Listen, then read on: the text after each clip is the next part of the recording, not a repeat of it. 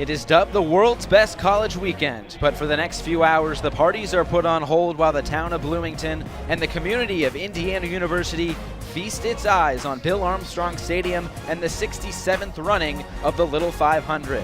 It's 200 laps and 50 miles where we find our one Little 500 champion. Will it be a fraternity that captures the crown for the third year in a row, or will it be an independent team for the first time since 2014? The trophy is up for grabs in a wide open field. Hello and welcome to the broadcast. I am Josh Eastern, joined by former IUSF race director Jordan Bailey. Jordan, it's great to have you here with us today. So happy to be back to Bloomington during the month of April. April is racing here in Bloomington, and we've been doing it since 1951. 67th running, wide open field, top 10 teams that qualified. Everybody has an opportunity at winning, led by the SAEs and Joe Krahulik with Sigma Alpha Epsilon through lap number 1. Who do you like, Josh? I really like Sig Ep there in the 5 spot. They're a really good team, very experienced team as well, as you see the teams getting ready there to take their lap around the track. It should be a wide open field. What are we really looking for in this race today? You know, we thought that weather was going to play a factor. Up until today had been predicting rain, but we are clear racing and happy to be here with the teams in the field. Sig Ep is certainly a favorite. They have a former Little 500 champion. 2015 was the last time that they won. Definitely an experienced team and deep. In addition, that whole first row with Sigma Alpha Epsilon, Cutters, and Beta Theta Pi leading it through the first turn. Yeah, should be very interesting as well. And also in the 8 spot is Black Key Bulls. They did not have a great qual time, but yet they are still in a very good position to make some moves in this race. What do you see from them? You know, they were awarded the white jersey as our Spring Series champions. Definitely one of the strongest teams in terms of fitness coming into today. They had 5 guys come through in the top 12 of the individual time trials. They put 2 men in the finals of missing out. And as we see them on the track lighting up, they were first by 20 seconds in team pursuit on a windy condition day just like today. So it would be interesting to see if they can put some separation between them and the rest of the field before we get to lap 200. Yeah, that second team in team pursuit was CSF. They are in the 12 spot today. It rained yesterday during the women's race. It's a little bit windy here today, but we should have no rain. Should just be a nice cloud cover. Should be fairly good conditions for a race today. What do we expect from the weather? You know, again, the last 4 weeks have been in that 60, 70, 80 degree range, and because as high as 80 as on Wednesday, because of the rain that came to Bloomington over the last 2 days, our temperatures dropped and we have a high of 50 today. A little bit of a strong wind, but I think the guys are ready for it. They're amped up. They've been training, and you know, it's just one more thing that they're gonna tackle and be ready for today. Should be a fun race. So we're gonna send it down to a fun guy himself, Eddie Cotton. He's down on the field. How's it going, Eddie? Thanks, Josh. I'm super excited for this race because you obviously know how wide open of a field it is, but the weather is absolutely amazing. We've got 55-degree weather and 10-mile-per-hour winds coming in from the northeast, which is absolute perfect weather for a race day. I spoke to Charlie Hammond before the race. He said the wind is going to have no impact on him, and he's got 110% confidence in Black Key Bulls and their team. Back to you, Josh. Thank you very much, Eddie, for that report. Yes, it should be a very interesting day today. Black Key Bulls, we talked about them as well, but there's some also teams. Cutters is a team that have kind of been under the radar a little bit, but yet they are still in that 3rd position. Certainly, they came out and they qualified in that front row. Cutters is our winningest team in Little 500. They had a streak of 5 wins in a row from 2007 through 2011, but it's been a drought. They have not won since 2011, and I can guarantee out of that pit in the turn 3, they're going to be hungry and they're going to be throwing some punches over the 200 lap feature today.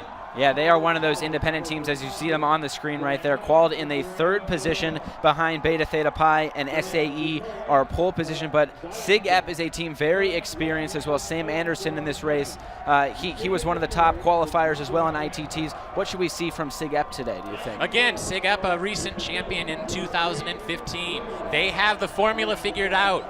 They've done it recently. They have a team, all solid guys, 3 seniors and a sophomore from the SIG Ep house. 3rd win overall in 2015, and they're pitted on our front stretch straightaway. So I would see them to be mixing it up, ready to go for today's feature.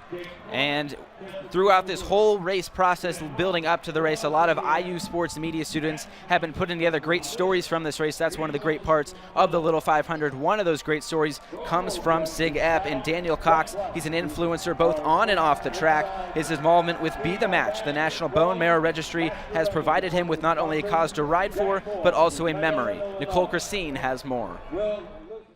I was worried for the life of someone that I didn't even know.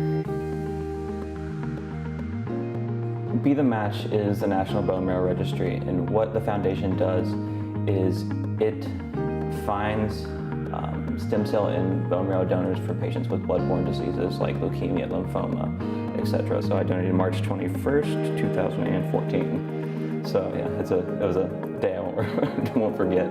I got a letter from the recipient of that during finals week, saying the donation had been a success and she had no more signs of cancer. Which, reading that for being like a 19-year-old kid, like just worried about passing a chemistry class or something like that, it just kind of gave me a whole new perspective on life and kind of absolutely changed me. The following year, I got to meet the recipient. I met her really close to my 21st birthday, so it was really cool to have that experience. And from there, we formed like this relationship to where we would work together on these projects with Be The Match. Last year, she got to watch the race she streamed it online. And I guess because of the triathlon that I did and because of Little 500, cycling had just been something that we kind of like had. Like that was kind of a symbol, an athletic symbol for me of like my whole journey with Be The Match. Unfortunately, a couple weeks later, she passed away unexpectedly. She had a DVT in her leg. I found out like walking out of a final, and that, I don't know, is a really hard hit, and it continues to be. She's the reason I still ride. I mean, that's really made me buckle down for this year and really want to go after this race, just because it's just something there that I can relate to and tie back to her and my whole journey. It's been something really cool.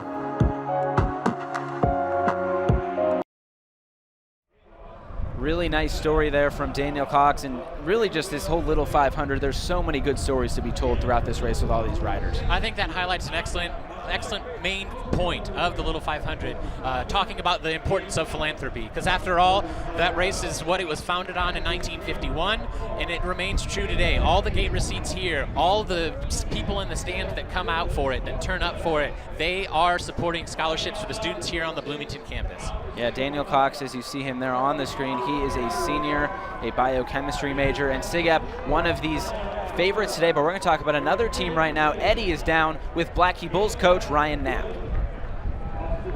Coach of Theta and Blackhey Bulls. Now you're coming off yesterday's win in the women's race. What was that experience like after the crash, coming back from that and still winning the race? We definitely saw our race hopes kind of flash before our eyes there for a second, but we kind of got lucky in the fact that the pack didn't really put us away. We were able to claw back in the next handful of laps, which is not always the case, so we definitely dodged a bullet. But it was special for sure.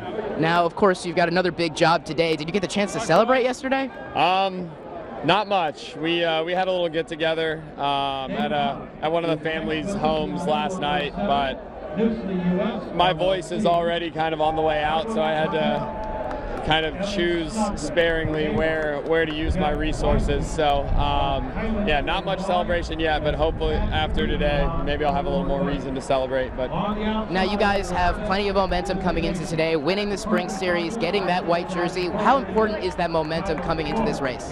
The momentum is great. It's always good to have some positive experiences to build off of. But as far as the white jersey is concerned, it means nothing, you know. Everybody forgets who won the white jersey as soon as the race is over. And so that wasn't a goal of ours. It was more or less just a byproduct of the hard work and, you know, us moving towards our ultimate goal of winning the bike race. But yeah, it wasn't really something we were looking to do necessarily.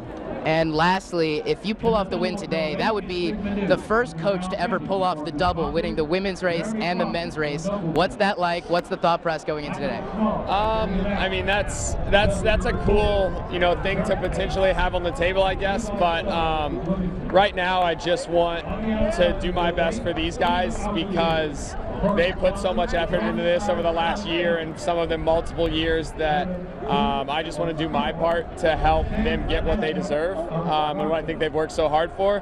And so it's not about me, that would be a cool side story, I guess. But yeah, I just want these guys to get the experience that the Theta girls got yesterday because it's just kind of a life-changing and definitely college career-defining experience. And for a team to have worked as hard as the BKBs have, it's something that I feel like they really, it's their time to get that. Awesome. Thank you very much, and best of luck, man. Appreciate it. Back to you guys. Thank you, Eddie, for that interview. Yes, Ryan Knapp, coach of Black Eagles, could be the first to get the men's and the women's titles. But now we want to welcome in Sam Beiseisen. He's writing for 33-1 this year, also contributing to the WIOX student radio broadcast.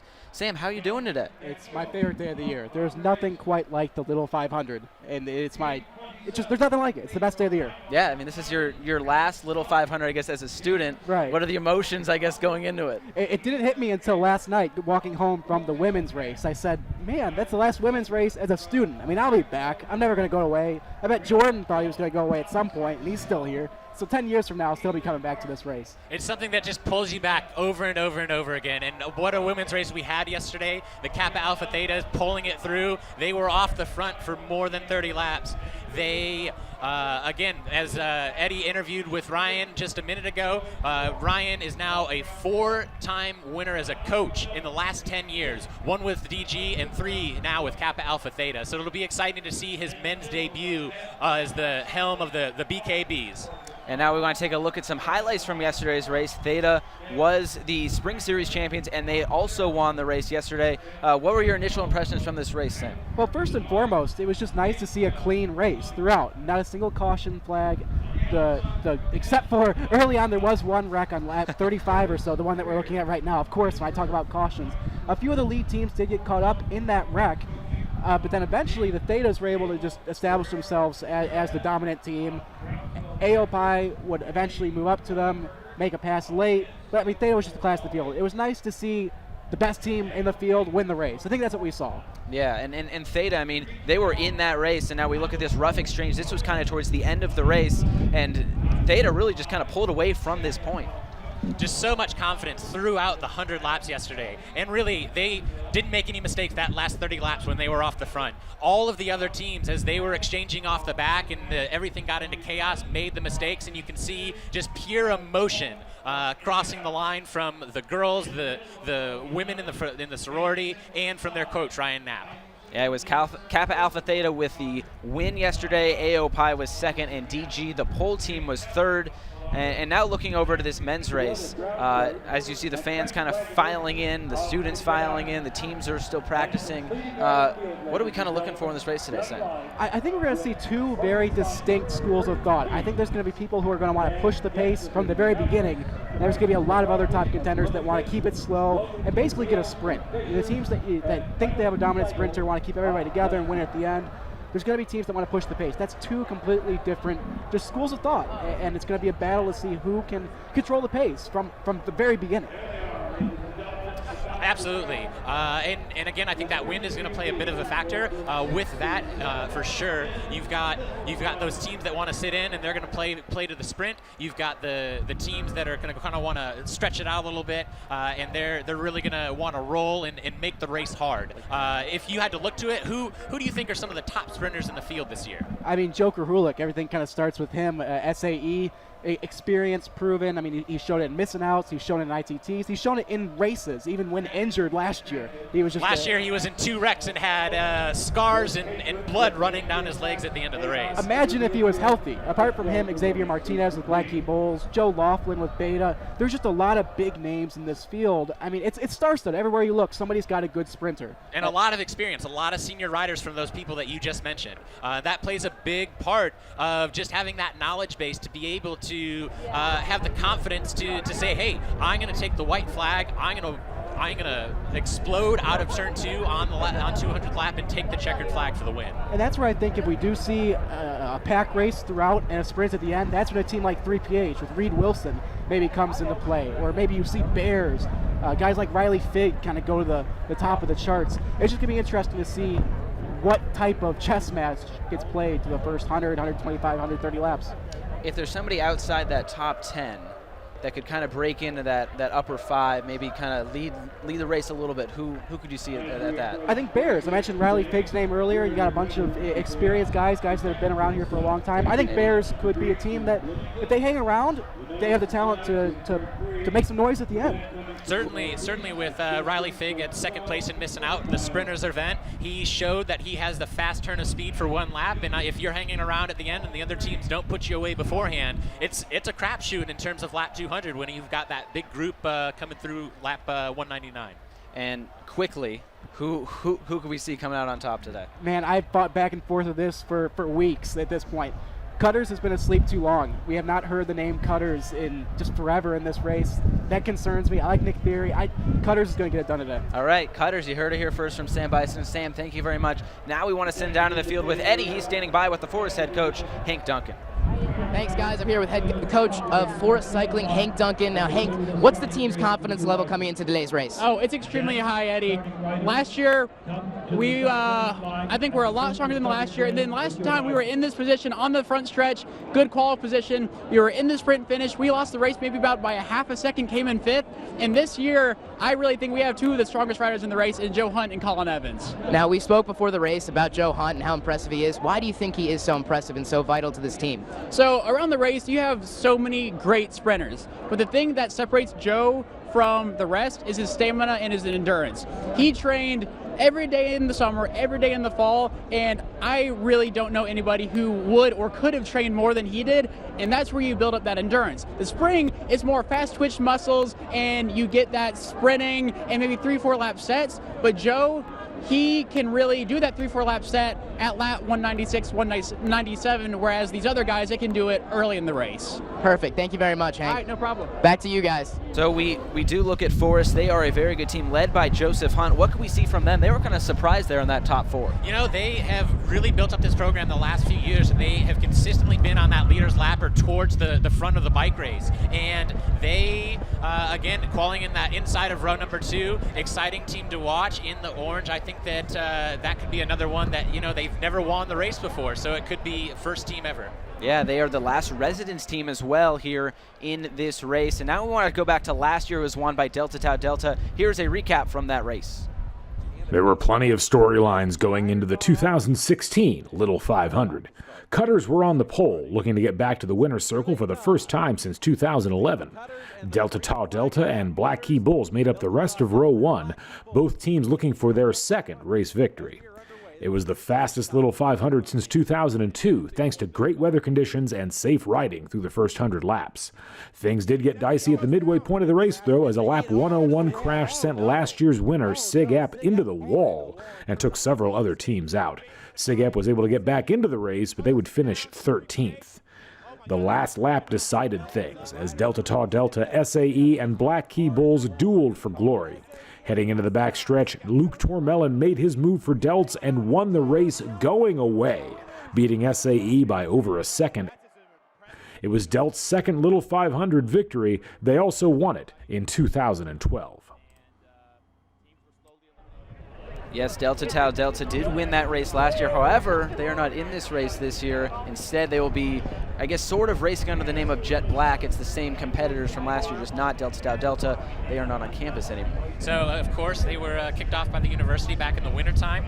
They lost the house, they lost the name, and they lost their best rider, Luke Tormelon. But they are still coached by Courtney Bishop, who's no stranger to Little 500, longtime coach of the race, and as that package just mentioned, he's got 2 wins with the Delta Tau Delta guys, and he's a really savvy coach and knows how to get to the end of the race on the leaders lap. What were kind of the big impressions taken out of that race last year? You know, it was a very punchy race. There were a couple of wrecks, there were a couple of mistakes that teams made, and it was really fast at times and it slowed down at times. But eventually what we saw is the 3 elite teams kind of separated themselves. So we had the Delts, we had SAE, and we had the BKBs. And Nick Hartman was leading on lap 199. Joe Krahulik made his move, and then Delta Tau Delta ended up winning it with a 30.5 second lap. Yeah, Delta Tau Delta did come away with that win. And now we want to look. So we did have a few crashes last year, a couple wrecks. We're going to take a look at these flags this year just to kind of give you a basis of what we are working with today. Actually, we are going to send it to the anthem right now. Oh, we're going to keep going, actually, excuse me. So yes, the flags, obviously the green flag will start things off on this race. Then we get to, as we take a look at this, the yellow flag, of course, that will come up with a wreck. We didn't have any wrecks yesterday during the women's race. Very surprising. It was the first time it has ever happened. And of course, all of our flags exactly mimic the Indianapolis 500, for which this race is modeled after. We're hoping we're not going to see a red flag, a stoppage of the race because of weather or something unforeseen. You've got the blue with the orange check through it, and that means for those lap teams, they need to move out. The white flag, of course, means 1 lap to go, and our checkered, that's the one that you want to see coming down the front stretch on lap 200. Yes, and kind of what are those emotions when you see that white flag? It's the last lap. How do you kind of feel as a rider going into that? You know, I was talking to our flagman, Chappie Blackwell, this morning, and he saw the Kappa Alpha Theta rider on the bike coming out of turn 4, and she just had a smile on her face, and you could see the pit erupt in just pure emotion all over. And now we are going to send it down to the field in our nation's colors and the national anthem. She also is a member of Sigma Kappa sorority. Please stand at this time, remove your caps as Brooke presents our national anthem. Say, can you see by the dawn's early light what so proudly we hailed at the twilight's last gleaming, whose broad stripes and bright stars through the perilous fight o'er the ramparts we watched were so gallantly streaming, and the rocket's red glare, the bombs bursting in air, gave proof through the night that our flag was still there. Oh, say does that star-spangled banner yet wave o'er the land of the free and the home of the brave? And watch skyward for parachutists from Skydive Indianapolis carrying the American flag and the state of Indiana flag.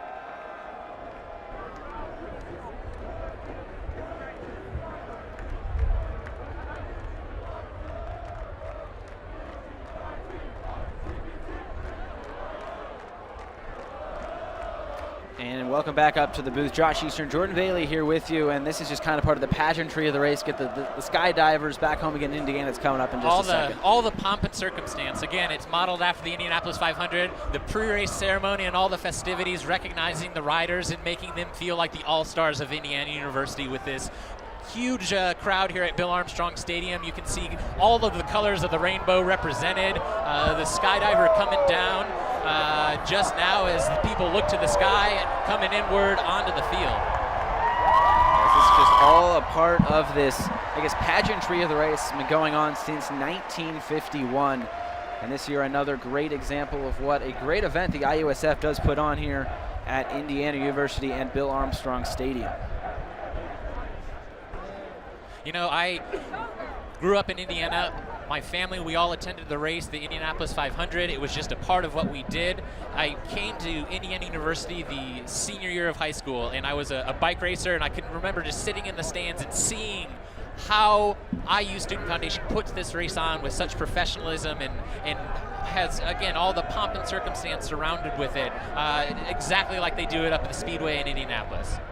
Yes, you were a rider yourself. You rode 4 Blackheath Bulls. Kind of what kind of made you or pushed you to become a rider in this race? You know, a lot of the people involved in the race, there's over 500 riders that come out every single year. Between the men and the women's race, only 264 get to ride on race day, only 4 riders per team. And a lot of them, probably 90% of them, have no prior cycling experience. A lot of them are athletes in high school, and they just want to continue that athletic pursuit, be in competition in college, and not give that up here at Indiana University. Yeah, a lot of track stars, a lot of swimmers, a lot of endurance riders. And now we are going to send it back down to the field for another great tradition of back home again in Indiana.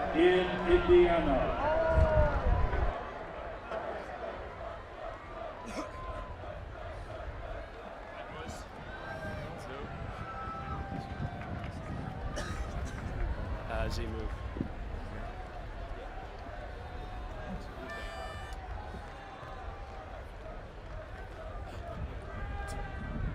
Do do do do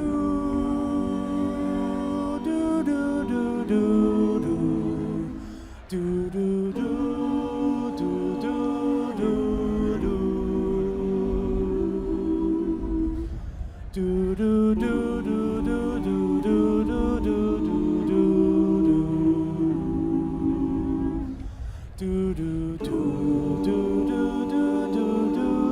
do Back home again in Indiana, and it seems that I can see the gleaming candlelight still shining bright through the sycamore for me. The new mown hay sends all its fragrance from the fields I used to roam. When I dream about the moonlight of the Wabash, how I long for my Indiana home. Back home again in Indiana, and it seems that I can see the gleaming candlelight still shining bright through the sycamores for me. The new mown hay sends all its fragrance from the fields I used to roam. When I dream about the Wabash, how I long for my Indiana.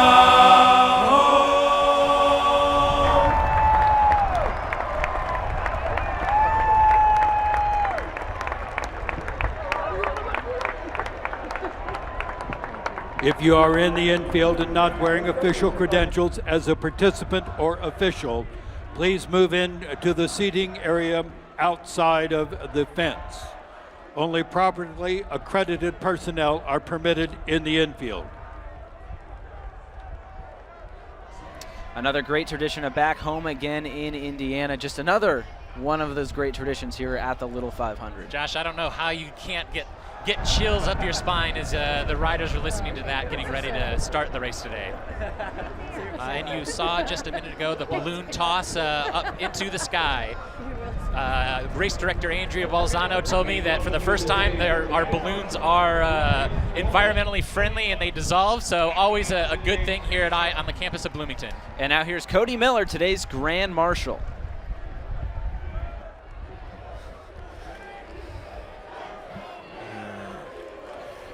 Riders, race smart, keep your heads up, good luck, and Godspeed.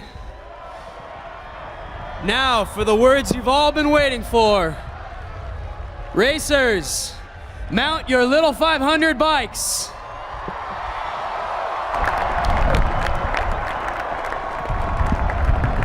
A reminder to the riders and officials, we'll have 3 laps before the green flag. 2 slow warm-up laps and 1 faster pace lap. Pacing the starting field for the 67th running of the men's Little 500, the official pace car of the Indianapolis Motor Speedway. Driving today's pace car, J.T. Forbes, Executive Director, IU Alumni Association. He's And now here's the first of 3 pace laps. And now you can really feel the juices flowing here. We're just nearing that green flag. You know, these guys have, the fitness comes all throughout the year. And really the last couple of weeks leading into the race, it's just fine tuning and really developing that mental edge. You're going to be a little bit nervous as you're riding in that group, but you're waiting for the green flag to drop. And once it starts racing, then all of that nervous energy just gets unleashed. And there in that first row is SAE. They are the pole team today alongside Beta Theta Pi. They are the 2, while Cutters will be the 3 team today. Then in row 2, you've got Forest Cycling, Sigma Phi Epsilon, and Sigma Chi. Is there kind of one of those teams that you could see break out in this race? Absolutely. I think out of row 3, you'll see the Black Key Bulls move up very quickly in the white. Lambda Chi Alpha and 3PH are one of our favorite residence hall teams. And then, of course, Jet Black, they are the, I guess, former Delta Tau Delta, much of the same riders in this race. They are still coached by Courtney Taylor. I guess it's the name of the founders. That's how they came up with Jet Black. Going to row 5, we've got Grey Goat, Phi Gamma Delta, and Phi Sigma Kappa. Yeah, Phi Gamma Delta, it is new this year, the candy stripe jersey. It is you write an essay and you are awarded that jersey for a winning essay. And then here on row 6, Pi Kappa Alpha is a team that could potentially surprise some people today. Ian Kelly, led by senior Ian Kelly, great ITT time. TKE and Alpha Sigma Phi rounding out row 6. And they're in row 7, of course, Acacia and those ghost exchanges right there. That's something very unique to this race. Theta Chi and Kappa Sigma as they come around to the front stretch, and flagman Chappie Blackwell given the 1 to go until green. Go down a little bit farther, Evan Scholar, Sigma Pi, and AE Pi rounding out 9. Going to 10, Delta Chi, Black Ice, and Delta Sigma Pi. And row number 11 is going to be Young Life, Beta Sigma Psi, and Pi Lambda Phi. So now here they come. The pace car, is picking up a little bit more speed. JT Forbes, the executive director of the Alumni Association, driving that car, and he's putting the gas on to the turn 3 gate. And it's going to be let out by that green team of Sigma Alpha Epsilon, our pole team, and Joe Krahulik. So here's they come around turn 3. We're nearing that green flag. The stands are packed. It's a little bit of a windy day here, but we should have a fun race today. The yellow flag is still up. And now here goes that green flag. Let's go racing at the 67th Little 500. Joe Krahulik leading it through turn 3, and they slot in very nicely there, 1, 2, 3 in that qual order. So what should we be looking for here early in this race, kind of establishing positions? Again, your first set, it's all about trying not to make mistakes and get to the front. You can see Black Key Bulls got out very nicely, and now they're in that 4th spot as Joe Krahulik pulls off. Oh, and we have a wreck over there in turn 3 already, very early on in this race. And the judges will only throw the yellow flag if there's down riders, and it looks like we're going to stay green.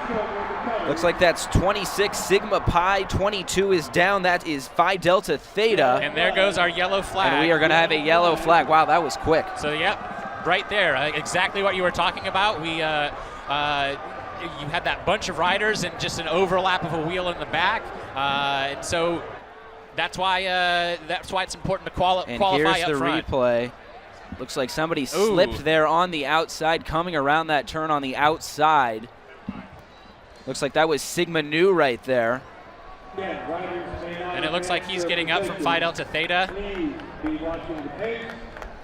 And that wind already playing a little bit of a factor over there on turn 3. You can see our leaders are now just setting a nice cautious pace. They're going to take the Phi Delta rider over to the medical tent and get him cleaned up a little bit. Also down in that wreck was Sigma Pi and Sigma Alpha Mu. So again, some of those teams that were more in the middle of the pack are now a little bit down to the leaders.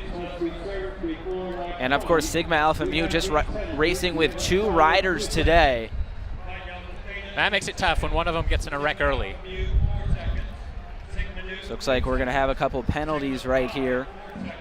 They will serve those, Sigma Nu and Sigma Pi, along with the 24th team, Sigma Alpha Mu as well. And it looks like our wreck is cleaned up. Sigma Chi leading it out. So I would suspect that when we come out of turn 4, Chappie Blackwell, our flagman, we might go back to green racing.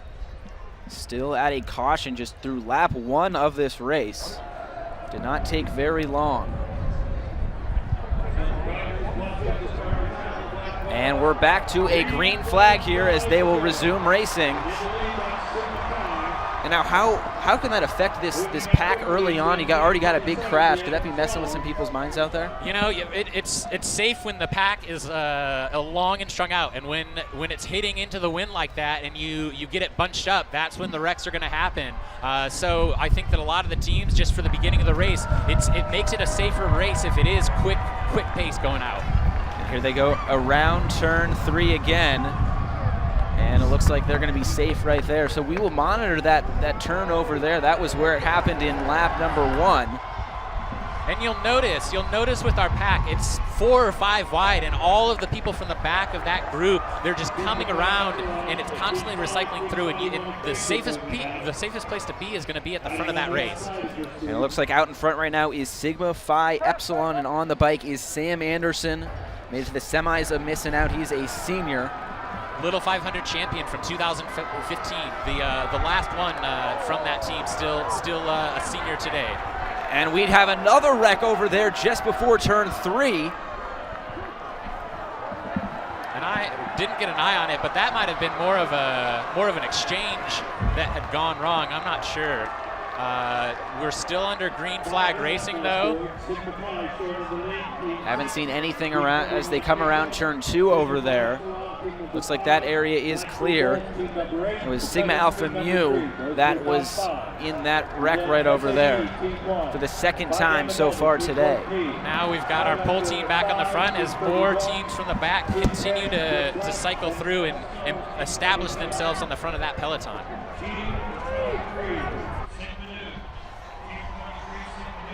So here is the replay in just a second here. Oh, it actually was in the pack right there. An overlap of wheels again. You know, these guys, they have the fitness and they're just amped up, and I think it's just some of this nervous energy that they're making mistakes really, really early. But, you know, for our contenders, I think this is good. That thins the pack out very quickly. And another one over there as a rider goes down. Looks like that's the 21st team, Acacia, as they're running a bike over there right now. So already turn 3 is causing some havoc over there. You know, we were talking about the wind earlier, and it's oddly out of the northeast, which these guys practice all throughout the spring, and usually you'll get that wind right on the backstretch out of the west. So it just up here it seems strong, and I think that obviously I think it's playing a factor down there in that third turn. Yeah, I was down there on the track before the race talking to these riders, and they said it shouldn't be too big of an issue. They had practiced in pretty stern, windy conditions during the spring. A lot of our spring series events, as we mentioned before, Team Pursuit, 20-mile-an-hour winds. So it looks to me we've got probably down to 20 teams in that lead group. So with less than 10 laps scored, that's a lot to be cutting off. So again, I think for some of the teams that we want to establish themselves at the front and just stay safe through this first set. So already Sigma Chi is out in front. That is Tim Ryan, the senior. As they fall back a little bit, Blackie Bulls. Blackie Bulls already moving up in the race very quickly, as we kind of expected. Yeah, sure. And again, starting in the middle of row 3, pretty easy. Already 8 laps in to the front and staying safe where it's less likely to wreck. So we have 9 laps scored so far. Already a couple wrecks over there in turn 3. Delta Chi is out front, followed by Blackie Bulls. Delta Chi out of the 30th position right now. And they're our second winningest team. Had a dominant streak in the 1970s. Most recently won again in the 90s. Been a big drought for that house. So it's fun to see some of those traditional teams doing well and shaking it up early. Mark Dayton, we actually might hear from him later in the race, was a part of that Delta Chi kind of dynasty, I guess, if you will. And on our front stretch, we've got that first exchange. Lambda Chi Alpha exchanges in the first 10 laps to get a fresh rider on. Yeah, they have chops on the side of their pant leg over there. And that actually stands for lamb chops, kind of a little joke right there. Good play on words. 0.18 miles per hour. Just shy of 7 minutes the total time. See, now that we've got 10 laps scored, looks like we have settled down a bit. The people that we expected to be there are there, and they're doing their jobs and riding.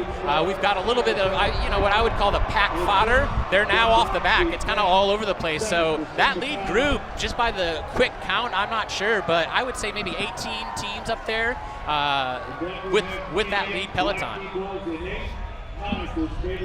So it's Sigma Chi still out there, but now SAE also fighting to take the top right now. And with these first sets, teams have to be patient. You're not going to win the race on the first set. You're not going to win the race on the first 50 laps. You just have to minimize mistakes, do what you need to do, and cycle through, keeping yourself in a good, safe position. How much can that kind of mess with the riders' minds, though? Already we've seen a few crashes in this one, and there's just kind of been a couple mishaps with some teams from the back. Josh, up here, it makes me nervous, so I can't imagine what they're feeling down there with the rest of the riders. So I think, again, I think it's helpful just to have that one get over, and we had a string of 3, it looked like, so have that get out of the way quickly. Hopefully we can have some clean racing for the rest of the way. Yeah, so we did not see a yellow caution flag yesterday during the women's race, but we have already seen one today, and that was in the first lap of the race.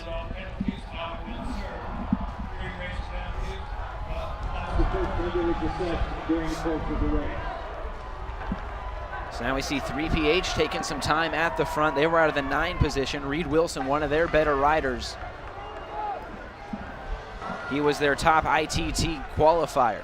And we see the Phi Gamma Delta Fijis ripping it down the backstretch for their first exchange. And now on the bike for SAE is Sean Marks. He's a junior, one of 3 rookies riding so far today. It looks like he's in the pit, ready to get out there. They are getting ready to make an exchange in just a minute. You can see Joe, he's kind of looking over his shoulder, looking for a way out. He's right in the middle right there. And you'll see during these first sets, these strong teams, these teams that we're looking out for, they're looking to do maybe 10 to 15 laps, eat up some laps for their teams. Onto the front, there's Beta Theta Pi ripping it real fast in the black jersey. And right on their wheel is our purple team of CSF, second place in Team Pursuit, both on the front stretch. Coming up, setting up for their first exchange. So it looks like Krahulik is going to stay on the bike for another one, getting a little bit more separation there to the outside. John Heinman hands it off to his teammate, Tomato Theta Pi, and he'll slot right back in. In terms of strategy and of exchanges, that's what you're looking to do. You want to establish that gap a little bit, and make your teammate work less than he has to and filter right back into the group. So is it just trying to keep riders fresh here early in this race and save them for the, I guess, kind of the marathon, if you will? Yeah, you're looking to not burn too many matches. You have a finite number of kind of moves that you can make with your legs, and you just want to be smart about when you're exerting that energy. So you can see they're toying around a bit with each other. Looks like 3PH now going to the outside. SAE is on that wheel of Joe Krahulik. As Sig Epp just exchanges, Sam Anderson will come off the bike for now, and he will hand it off to another one of his worthy teammates here as we are through 16 laps scored. And it looks like as the pack goes into 3, Joe Krahulik's coming out of 4. That's our diesel engine. He is just a beast, a former champion of ITTs, and he'll trade it off for the first time after 16 laps. They're pretty long set for some of these riders and teams. I think the BKBs and the Cutters are still in, and you'll notice that they're kind of marking each other. They are waiting, kind of keying off of one another, timing those exchanges despite being in opposite pits. And right now, you've got the green pole team of SAE. They're off the front. That's really what you want to see. Make it really easy. Make the pack come to you and catch you. Now it looks like our 2 independent teams, the BKBs and the Cutters, are setting up for their first exchange. The Cutter followed the BKB rider out as we go into the front stretch straight away. And it looks like Black Key Bulls is going to exchange. That was Charlie Hammond coming off the bike right now. And I think he exchanged it to his teammate Kevin Mangle of Valparaiso, Indiana. And now speaking of Black Key Bulls, Xavier Martinez and Black Key Bulls gave up a lifelong passion for running to pursue his dream of riding in the Little 500. Here's IU Sports Media's Carly Murata with more on this unique athlete. And coming at the finish with its first victory, Black Key Bulls. Xavier Martinez's dream of riding in the Little 500 began in high school when he watched the Black Key Bulls win the 2014 race. So I found their website and I emailed them and I gave them like a little bit of like an athletic resume. And he was saying, hey, I think I'd like to ride. What do I need to do to be good enough to be a Black Key Bulls? And they were like, we never have people call us this early. However, it was not always biking for Xavier. From an early age, track was his sport, and he excelled at it. I was a county champ. I was conference runner-up. I had the fastest time in the state for a while, and then I ended up getting 4th in the state championships in the 1-mile run. As a Bloomington native, Xavier grew up with the Little 500 and decided to hang up his running shoes to be a part of history as a biker with none other than the Black Key Bulls. The way they presented themselves as a team who works hard but still knows to how to have fun, really just it clicked. He does go into it all the way. Like when he decided he was going to be a cyclist, he wanted to be with guys who were as committed to cycling as he was. These kids, they worked so hard to get on that track, and there could be like 10 to 12 people on a team. But there's only 4 that race. It was this track that Xavier watched the 2014 Black Key Bulls win Little 500. And in just a short couple of months, it'll be his turn. He's a great teammate, and he raced last year and I didn't get the opportunity to. So even though he's a year younger than I am, he's someone I can still look up to. You build such a connection with the guys on your team who are all just focused towards this one goal, and it really is something truly special. And a nice story there from Xavier Martinez. Now we're going to send it down to Eddie, who has more on the field. I just spoke to Sigma Nu after their crash. They said they're pretty much done from this race. They tried to catch up, but accumulated too many penalties trying to catch up after their crash. Also, I spoke to the coaches for Fidel. They say they still got a really good shot in this race. They're waiting to hear back from the medical tent on Sasha, one of their better riders, but we'll have to see where that goes and where that develops. Back to you guys. So already those, thank you, Eddie, for that. already those crashes early on knocking some teams out of this race. Yeah, Josh, I'm looking on our results, and officially in that main group, just separated by 2 seconds, we've got 20 teams. So that means of our 33-team field, 13 are off the back or scattered somewhere else trying to chase, and it's going to be a hard day to chase in that sort of wind, just solo out there trying to get bridge back to the main group as we see the Fijis coming down the front stretch in that candy striped jersey. Now SAE moving to the inside. It looks like they'll, around turn 1, take the lead. Yeah, but we have seen a lot of teams right there share the lead early in this race between Delta Chi, Fiji, SAE has been up there as well. And something that's interesting, I quite frankly don't think that the cutter rider, Eric Schwedlin, has exchanged yet. He, at 23 laps in, this is a really big set, something that you want to see if you're trying to eat a lot of laps and keep their sprinter, Nick Theory, rested for the lap 200. So very interesting. Yeah, I guess almost a sleeping giant over there in Nick Theory, just waiting in that pit around turn 3.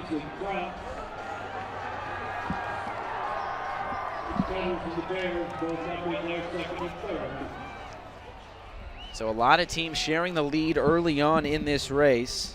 Phi Delta Theta trying to get back in things, as Eddie mentioned. Sigma Nu looks like we'll be done for today, as we're kind of getting into that phase. 24 laps scored. A few more exchanges coming on. Now it looks like cutters are setting up for an exchange. They've got a little bit of space between them and the field. That's Noble Guyan, a sophomore from Lanesville, Indiana. Again, cutters are pitted in that turn 3, last one on the back stretch. It looks like they'll do a bike-to-bike exchange. The pack just kind of hanging out and letting them go. And so speaking of exchanges, kind of what is the difference between the bike-to-bike or just if you're exchanging one bike? Absolutely. So you've got the bike-to-bike, which you saw the cutters do. Just as the name implies, you have 2 bikes. You set the outgoing bike onto the back line of your pit, and you're just kind of stationary. You make the tag, and then they go off.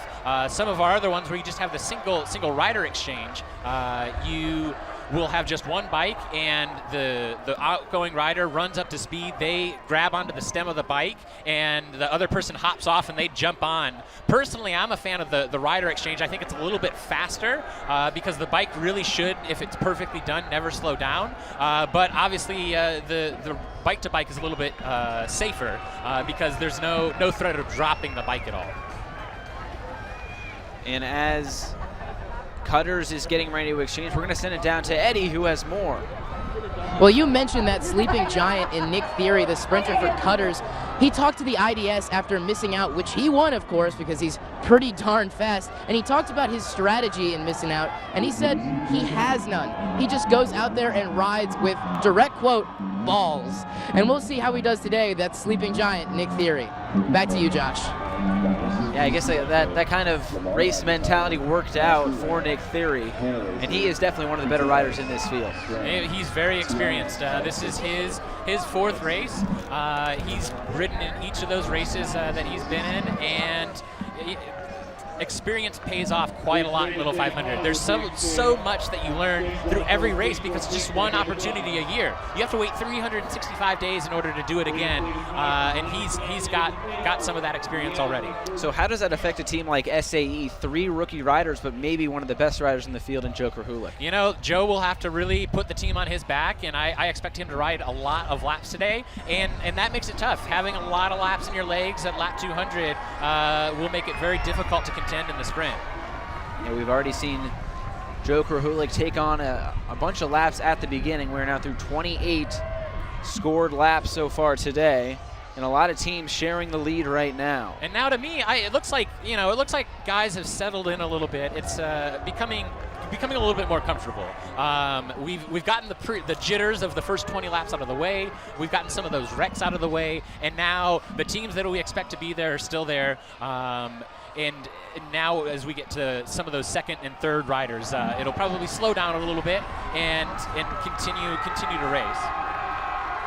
And it looks like SAE going to get ready to exchange once again.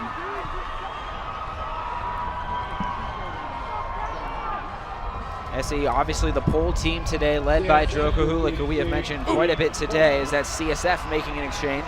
And it looks like a rider down right there. And that just was a rub of a wheel on the front stretch there. Kappa Sigma, and luckily, he rubbed the wheel of the rider in front of him, didn't necessarily take anyone else down with him, and he got right back up and was good to go. So, hopefully he can catch the back of that pack and be able to sit in and be okay for the rest of the race. So as we look at this pack right now, as they're coming close here to turn 3, is this kind of the size of pack we expected? Is this I guess, normal, would you say? Again, I think having those 13 teams eliminated and off the back from those pre-race wrecks, I think that is going to be helpful. That's narrowing it down quite a bit. As we got Sigma Chi coming in on the backstretch and Sig Ep as well on the front stretch doing their second exchanges. And BKB and SAE also readying to make exchanges here. You saw the BKB rider. He was on the wheel of the Sig Ep, and he kind of followed that out, but he elected to not do the exchange, so was looking to get maybe a little bit of a bigger gap. And here we go. We got a good burn here coming from an SAE rider right here. What's the key in those burnouts to kind of get extended from the pack? Oh, and an ugly exchange on the SAEs. It looks like now on the bike for them is Nolan Filchak, sophomore from Mishawaka, Indiana, riding in his first race. So as a rookie, that's very nerve-wracking to have your first time riding. Yeah, first time riding, and you make a mistake right off the bat. So he'll have to do a little bit of catching, but he'll get right back up, no problem. And now it looks like Black Key Bulls trying to do the same thing. Another burnout here coming around turn 4. And it looks like Kevin Mangle is going to trade off the bike to Noah Voiles from Newburgh, Indiana. And it looks like we have an issue with Kappa Sigma. They're running a bike here just past the starting line. And they are now trying to get back in here into the back of the pack. And that was just a great exchange by the BKBs. That's what you want to see. And to answer your question from earlier, you really want to establish that gap where you have maybe a half straightaway to a straightaway, because every time you do an exchange, it's going to be anywhere from 4 to 8 seconds. So you want to filter right back into the group and not have your teammate that's getting on have to do a lot of extra work and burn those matches to get there. So there goes the 9th team, 3PH, led by Reed Wilson, but on the bike right now is Matthew Thompson. He's Ben Thompson, a freshman out of Columbus, Indiana. Pair of brothers on the team, which is pretty cool. One of the fun things to see. Lots of just family connections, not just brothers in the race today, but then also multi-year generational families that you have your grandpa, your dad that rode in it, and you get to come as a student and compete in the race yourself. I was actually talking with Sam Anderson of Sig Ep, and I guess kind of a few years ago, or when he started to ride, he found out a great uncle had actually rode in the race. So and he had no idea? He had really no idea, yeah. In the Sig Ep's pit today is Brian Gavette, their coach. He was a former rider for Phi Delta Theta in the 1980s. Works up in Indianapolis for one of our corporate sponsors, SRAM. His son, Ben Gavette, is the student coach in their pit today, also a member of the Sigma Phi Epsilon fraternity. I also believe he's the president of Riders Council as well, so very involved in this race. Indeed. And Riders Council are a group of senior leaders within the riding community, really do a lot of organization and teaching of the new riders that come in. They are leaders within the race and really help to make the races good and safe for everyone. So as we look at this pack right now, it looks like it's 3 or 4 deep. Does that make for a fast race or more of a slower race? No, absolutely. So right now they're just kind of going at a pedestrian pace, looking around, and when it gets bunched up like that, when you have 3-4 wide, it is certainly going to be slow. When you see it strung out in single file, that's when they're really ripping down the front and back stretch, and it's a fast, quick race. So a little bit of a slower race then right now. You know, at this point we're getting into our 3 and 4 riders, and so, you know, fitness-wise they're probably a little bit more down on the depth chart. So that's why the race is going to be kind of slower, because you know, our main players, the big boys, aren't necessarily in there at this point. And right now in front for Sig Ep is Daniel Cox. We saw that wonderful piece on him in the pre-race. And he is definitely racing with a purpose today. Bears were leading there. Let's make that signify epsilon. It looks like we're going to get an exchange here from Forrest as they are readying right past the start-finish line. They'll probably wait to go around again. Waiting again, for that burn. Kind of, yeah, that goal. You want to have that gap a little bit. Very impressive. Delta Chi still on the front. They're that team a couple meters up the road, qualifying from the 30th spot. So we've got the Dixie Highway possible contender right there, coming from the farthest back to the front at the end of the race. Abel Barrera Durante Jr. out of Brownsville, Texas, in his third race was actually kind of up there, apart from his teammates in terms of ITT times. And Abel's another senior leader. He's on our Little 500 Riders Council. Provides a lot of good insight and very helpful for that group. As we see Andrew Goodwin come onto the bike for Bears out of that 11th spot. Riley Figg, one of the leaders of that team.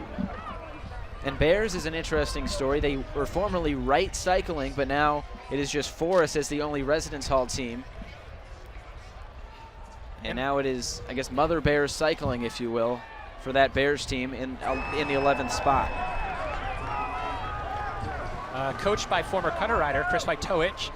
He was a champion of the Little 500 in 2000, and he knows how to race. So he's got some good knowledge in the pit for that team. And again, one of their key riders, Riley Figg, we're looking for a possible sprint contender.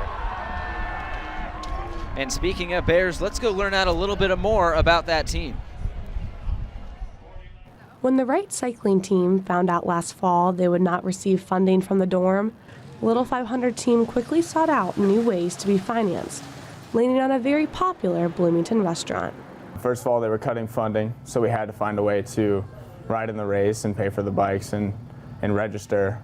And the other reason is we just wanted to find something that really represented us better, a local Bloomington business. So Mother Bears was really an easy option. With increased pressure from Wright to recruit from the dorm, the team feels it has a better fit with its new sponsor, Mother Bears. Thus, Bears Cycling was born.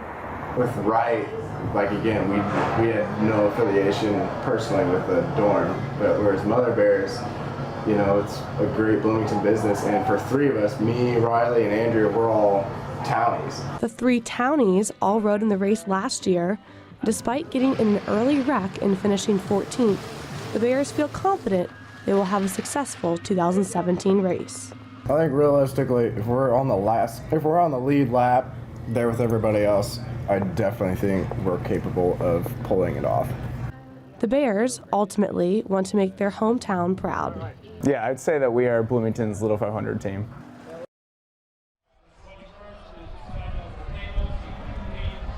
So Bears is a team that could potentially, out of the 11th spot, make some moves in this race today. You know, they certainly have experience. Even though they have a new name of Bears and they're not Wright Cycling anymore, they've been in the race and they've been contenders. So we'll look to them to make it to the lap 200. And it looks like as SAE and CSF are coming in for exchanges, we're actually now going to send it down to Eddie Cotton, who is with Ryan Romanesco of Phi Delta Theta. I'm here with Ryan Romanesco, former alumni of Phi Delta. Now, what was your experience like when you rode for the team? I mean, I was in the last three races, and it's, the culmination of a lot of hard work as far as, you spend time with your team, your alumni, the people that are really invested in seeing you show out well and, put out a good body of work. And, it's weird being on the other side of the fence and, hope we can be a part of our guys getting that same kind of experience. Now, being on that other side of the fence, you're seeing how the team is doing right now, trying to respond from an early crash. How do you think they're doing with that? I think they're responding well. I mean, you get your brain's fried when something like that happens. You're firing on all cylinders, and unfortunately we had to take a lap down, but our guys chased back. They're staying in contact with the group, and we're hoping to kind of hold that position for as long as we can. Now, I know this race has a lot of meaning to you and all the riders here. Can you tell us a little bit about why? As far as our team, Phi Delta Theta, it's the alumni. It's the guys who come back and who are so willing to give to you and make sure that you have that kind of Little 500 experience that they did. And with two freshmen on the team this year, I'm really, really thrilled to pass that on. And one of the people that really was instrumental in us doing that when I was on the team was Alan Smith, who unfortunately passed away in the fall. And we're wearing some T-shirts for in his memory. There was the moment of silence at the start of the race. And one thing we're doing as a group is beginning the Alan Smith Memorial Endowment Fund. And the idea behind that is to raise money for the Indiana University Foundation, similar to what Little 500 does, as far as both building up money for student scholarships and also, making sure there's a great quality race. And any contributions will be going towards bike mechanics that are working for the foundation, and that gives the IUSF a little more money to be able to put towards raising the quality of the race and helping working students. So it's the website is give.iu.edu, and what you do is you add a fund and you can type in Alan Smith. I've spoken with the IU Foundation, and they'll be summing those up, and it's a great cause. So Certainly a worthy cause, and best of luck moving forward in the rest of the race. Thanks, Eddie. Back to you guys.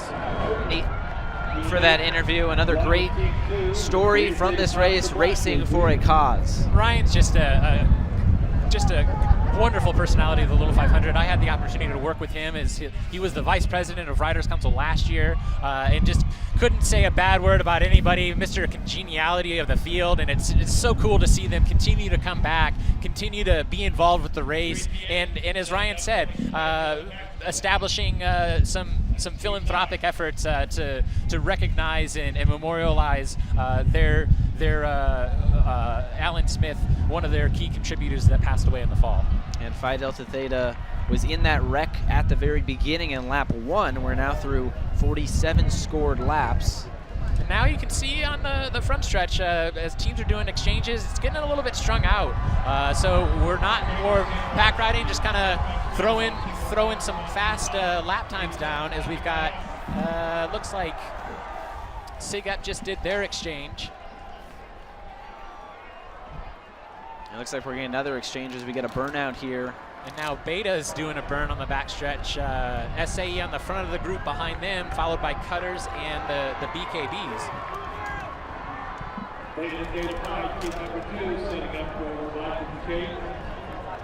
So now here comes Beta as they are in that very far right pit there, just near turn 1. We were talking with them before. They actually they picked that for a reason. They kind of like being there on the end, a little bit more room to spread out there.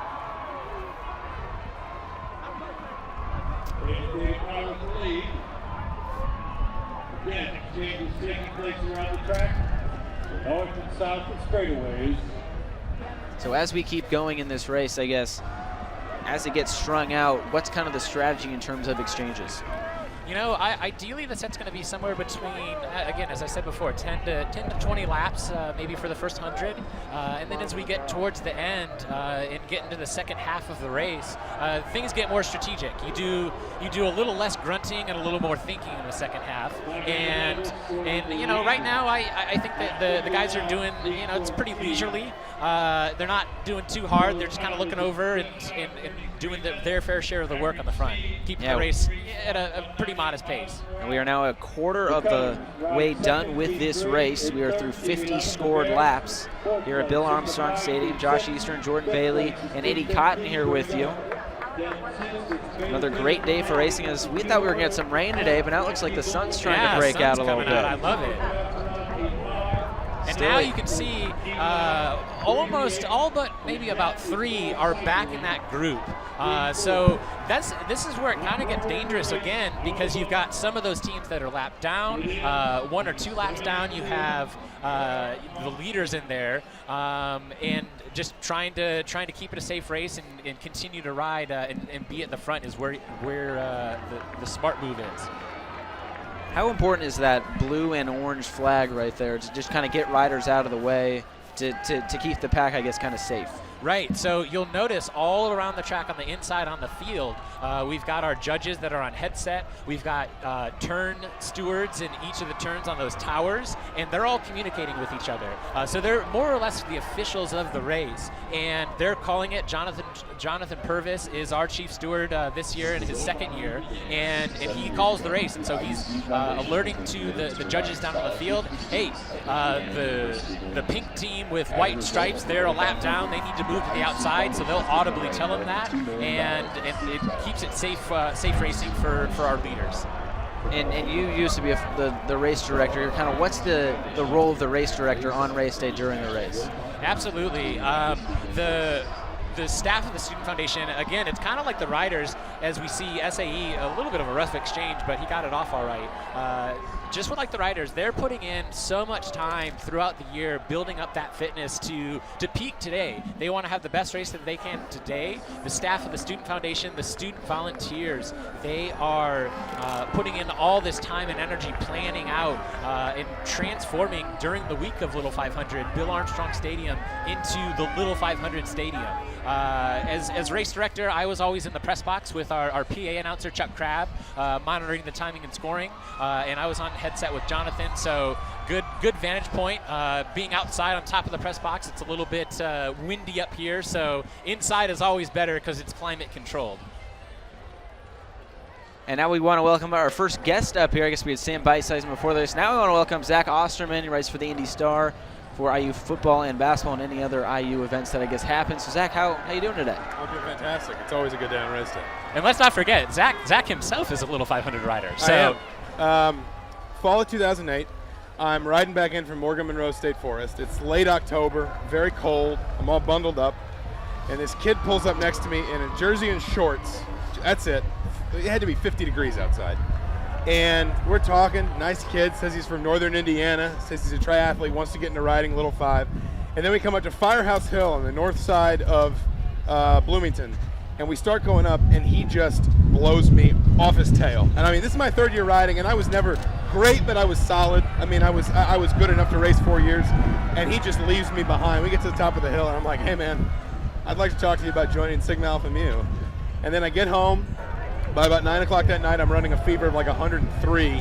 I slept the next 4 days. Rush ended, and Jordan Bailey joined Black Key Bulls. So. But Zach went on to have a great race that year. The Sammies, they were the pole team of 2008 in just an ugly race. It was 40 degrees and practically snowing and windy and just terrible conditions. It sleeted that day. Yeah, not fun. So it looks like, we've got the sun out here. That's beautiful whenever the sun can peek out. You at least are warm inside with all the clothes you have on. I'm just curious. This wind is blowing down into the front stretch. Yeah, we've talked about that Normally a into the little. back stretch. It sounds like a small thing, but if you're not used to it, I mean, what's it going to look like late in the race? And another wreck here in turn 4. I don't think that any is of our 6 turns down. Got caught up in that, though. Acacia was in there. They were in another wreck earlier. Kappa Sigma as well. Might be Sigma Nu. I think that's Phi Delta Theta as well. So their day second could wreck. be over. Yeah, jeez. So AE Pi as well.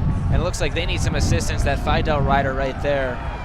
Zach, that was very fortuitous, talking about the wind again. That was right in turn 4, so as the leaders come out of turn 4 and they get hit with that headwind, the back of the pack is going to bunch up and slow down, and we see another wreck. Oh, my goodness. And Black Key Bulls just avoids that.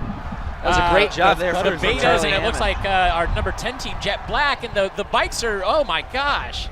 The bikes just got tangled up. Yeah, jeez. Oh, wow. Well, never a good sight. It's just what you're not used to. Like, you spend all spring with the wind coming down the backstretch. You brace yourself going into turn 2. You always feel like you're going to get that push coming out of turn 4. And if it's suddenly reversed, it can mess with you, especially as you get into this part of the race where I think, at least for me mentally, about lap 60, lap 70, it was really when it started to kind of be more mental than physical, and you just started to kind of get into the slog of the race. Yep, and we can see a replay of that wreck, and the BKBs just narrowly missed that. Great bike handling by Charlie Hammond to avoid that wreck and keep themselves in contention. Jet Black, despite not being Delta Tau Delta this year, same guys, same roster from last year, sans Luke Tormelin, they're going to have their work cut out for them to catch back up to that main group in this win today. They're about a half lap down now. Also, Beta was that was the other team that was there. They qualified in our front row. So Beta just trying to get out of that. It looked like he was kind of dragging the bike of Jet Black right there. But now they're trying to get back in this thing. Zach Osterman is still here with us. Zach, you were part of One Day in April. Can you just kind of explain how that all came to be and what your role in that documentary was? Well, I had a pretty small role, a supporting role. You have an IMDb page. I guess that's true. I do have an IMDb That makes page. all the difference. That makes all the difference. It's a documentary that was entirely filmed, staged, planned, and executed by former IU students, all of whom I think at different points had covered the race as photographers and things like that for the IDS and others. And it really, at least to me, I think a lot of people, Little 500 is a well-known race just in the cycling community in the United States. But I don't think a lot of people really appreciate how seriously it's taken, how much sacrifice riders put into it, and just kind of how lonely and boring and mentally and emotionally taxing all of the year-long preparation can be.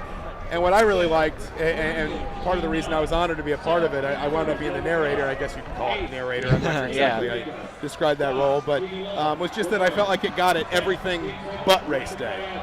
And it's so easy to explain race day to people. You just bring them out here, you show it to them, they understand. It's not really easy to explain to them everything else that goes into it for the teams that really do commit. Summer, fall, winter, spring, just go all the way through. And I thought that One Day in April really captured that very, very well. And Jordan, you even played a big role in that. I had the hard job of playing myself. Very cool. Tom Miller, great friend of mine. So it's very cool to see him come back and just be so passionate. He was actually a photographer for the Indiana Daily Student, the newspaper here, as a student. So we were actually in school together, and he came after he worked on the Obama campaign and had done that, very successful, and then comes back to Bloomington, has a little bit of time to kill, so he puts this documentary feature-length film together, and it went on to enter in some pretty fun film festivals and did quite well. And as Zach said, just an excellent representation of the work that these students we're at IU. Lots of Big Ten school, lots of student athletes are on scholarship, but all of these guys out here racing today, they put in 10, 20 hours a week throughout the year just for this one race, and they don't get paid for it. It's all about just the glory of being in it and being represented, your fraternity, your residence hall, the team that you're racing for. And Zach, you live in Bloomington year-round. You cover IU. What does this day mean? It's not really. It's I guess a glorified intramural sport when it comes down to it. Yeah, and yet Jordan points out. Tom Miller is a good friend of both of ours. One of the driving forces behind One Day in April. Peter Stevenson, another one, a longtime friend of mine. And those are guys who, they never rode the race. They never coached the race. They were never involved beyond maybe Peter worked at the IDS, Tom worked at the IDS. But you see the passion that it can invoke in people and inspire in people even when they aren't involved. And there's just, in journalism school, they tell you don't use the word unique very often because it means one of a kind, and there are very few things that are actually one of a kind. I've yet to find anything quite like this. The collegiality of it, obviously the tradition and the pageantry, but also just remembering what goes into it every year. It is the longest consecutively running bike race in the country, in a country where cycling, in terms of popularity, ebbs and flows a lot. And just the annual support, like you're guaranteed to drop 20, 25,000 people out here, and not all of them are going to know what they're looking at. Not all of them are going to be here just for the race. But where are you going to find something else like this? Really, it's very special. Yeah, it is very special too. Well, Zach, thank you very much for joining us up here.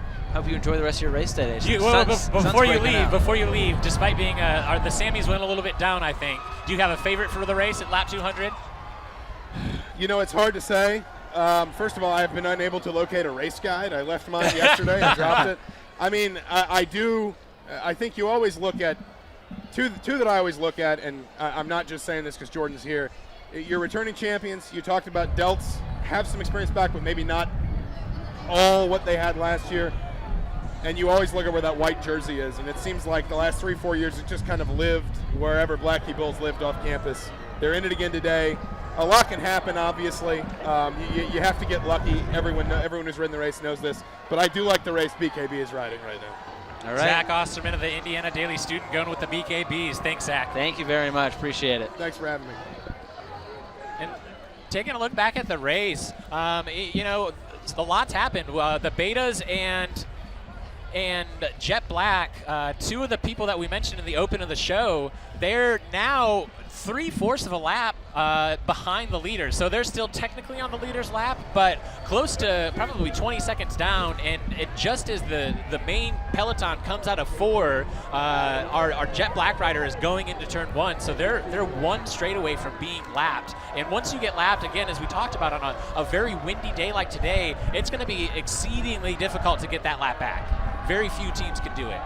Yeah, but we did see those two bikes kind of lock together in that crash in turn 4 just a few laps ago. We are through 69 scored laps now. And that's just one of the luck factors as Zach was talking about. You know, nobody was injured. They weren't in the middle of the track, and those guys locked up their bikes, and it cost them a lot of time, but it didn't go yellow. So we continue to race, and now they're down trying to chase back up. And you can see down in the beta pit, Coach Eric Anderson, he is just riding in words of encouragement on those pit boards, trying to give him lap splits to his rider of, you know, hold on, just ride a tempo, try and get back into this race.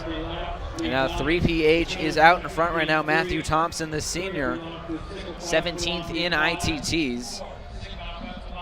But it is still, for that team, Reed Wilson. He is their top rider. He's in the pit right now, probably readying for that 200th lap when it comes here in about 130. And laps scored, just to go home to our audience, through 70 laps scored, we had 3PH, Cutters, Sigma Phi Epsilon, SAE, Phi Gamma Delta, Grey Goat, CSF, Delta Chi, and BKB through 10. So now that main group, it continues to dwindle. I last year want to say that we probably had 15 or 20 on the lead lap through 100, and it looks like we're down to 15, 70 laps in. So with a day that's windy like today, I would expect the race to probably get pretty blown up once we get to lap 100 in the second half of this race.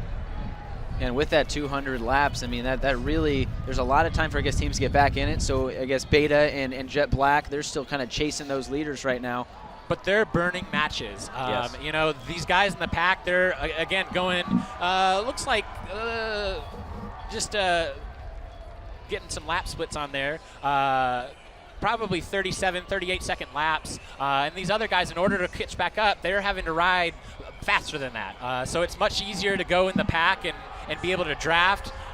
So they're burning some matches making this catch.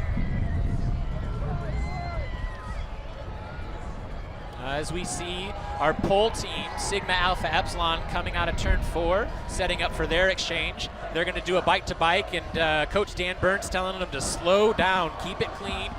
Dan Burns himself is a Little 500 champion for the 2002 Corleones. They just won in very convincing fashion, breaking away from the field. So Sean Marks on the bike for SE, and now we're going to send it down to Eddie Cotton, the third member of our team.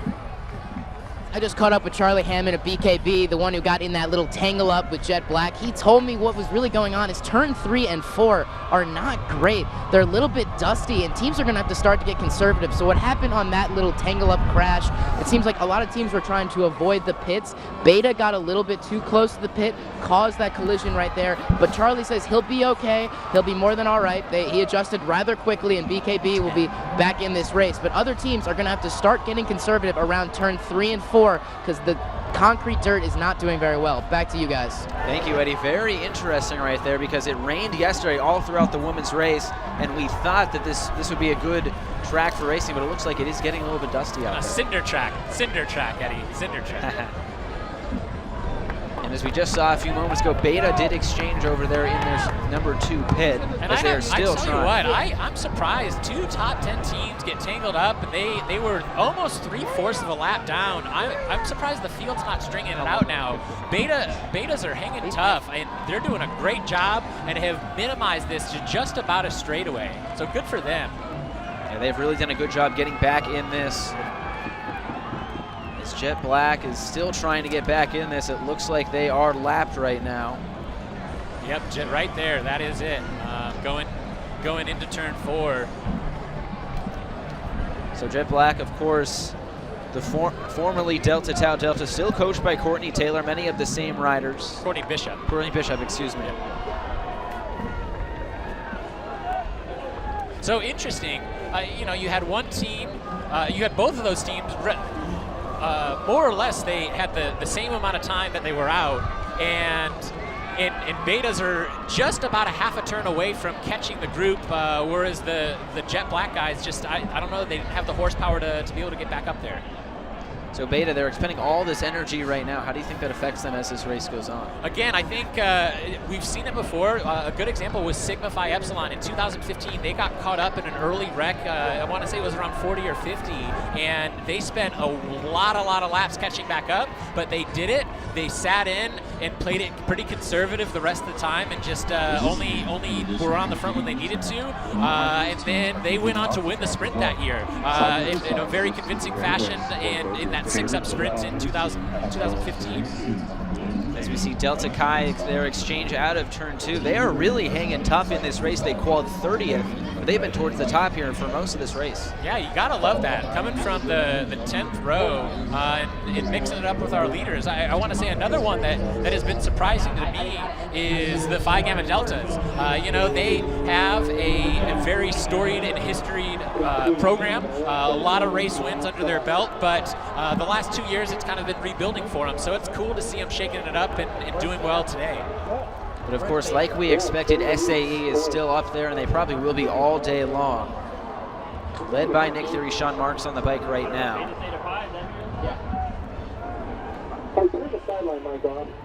78 laps scored here.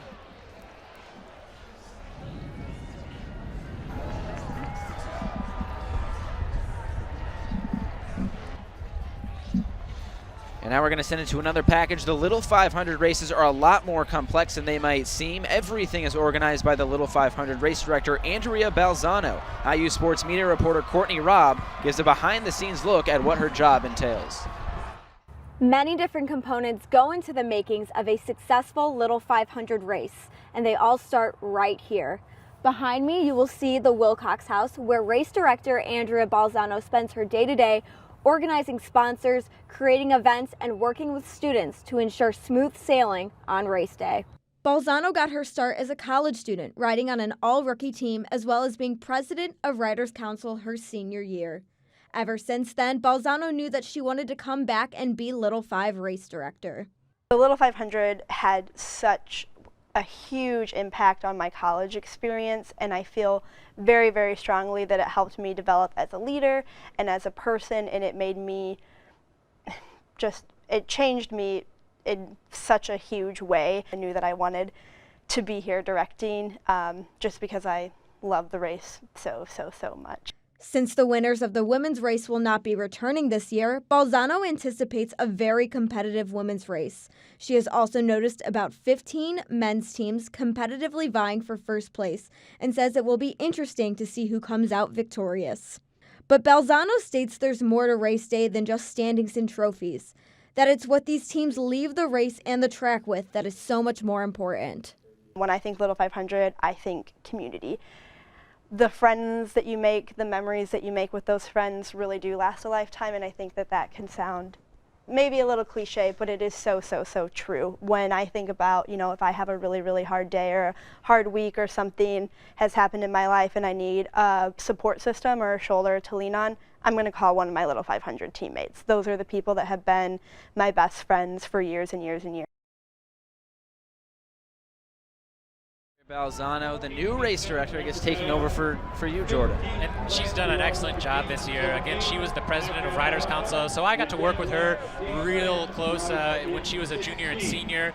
She went on to do Teach for America for 2 years, and I ended up, my wife was offered a job in Atlanta, so we moved over the summertime and left Bloomington, and Andrea was just the best person for the job and has done so well this year, the last couple of months getting ready for race day today.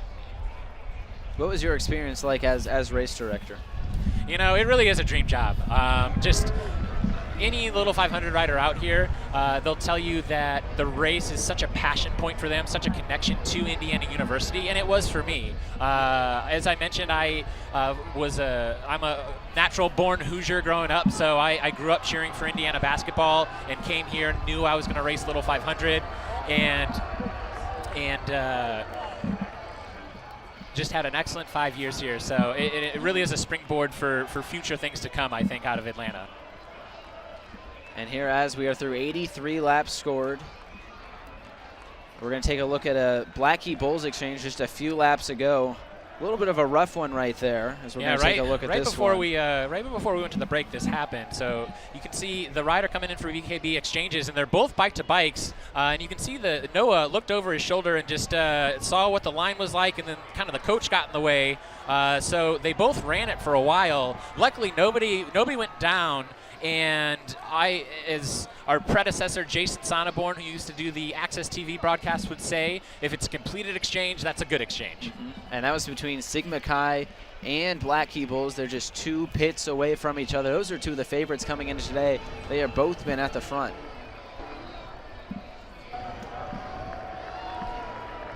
Now 84 laps in, things have gotten a little bit slow in the group.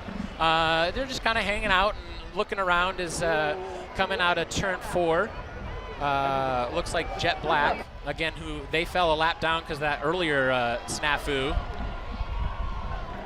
And there's also another team, Forest, up there. They are in 3rd right now, that orange jersey.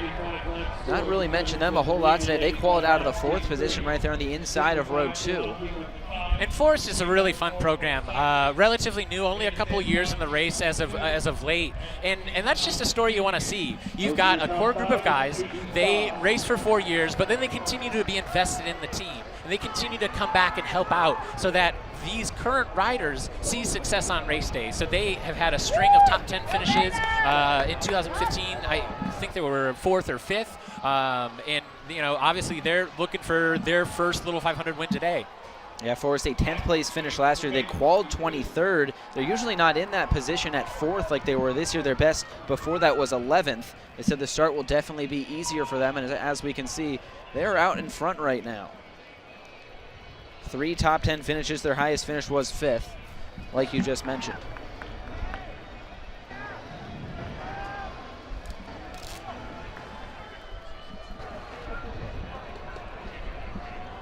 So as this pack coming around turn 4 here, still a fairly wide pack right now. Yeah, and again, just not going super hard, just keeping it an honest race. As we say that, of course, they string it out and setting up for some exchanges. Looks like Grey Goat in the orange, and 3PH on his wheel. Both of those teams are pitted on the backstretch. And it looks like the Figams, the Fijis, are following that out, and then they're going to do an exchange on the front stretch. So here they come around turn 4 here. That's also CSF. Yeah, they're looking second place Team Pursuit. 19th place finish last year. They qualified 9th in that race, and they'll rejoin the pack here.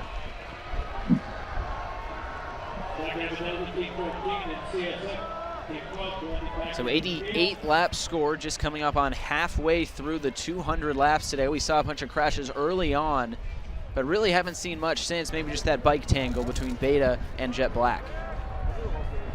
And now is the time you've got your through the first rotation of your riders. You're maybe 2 or 3 deep, and you're just trying to minimize mistakes at this point, waiting for the second half of the race.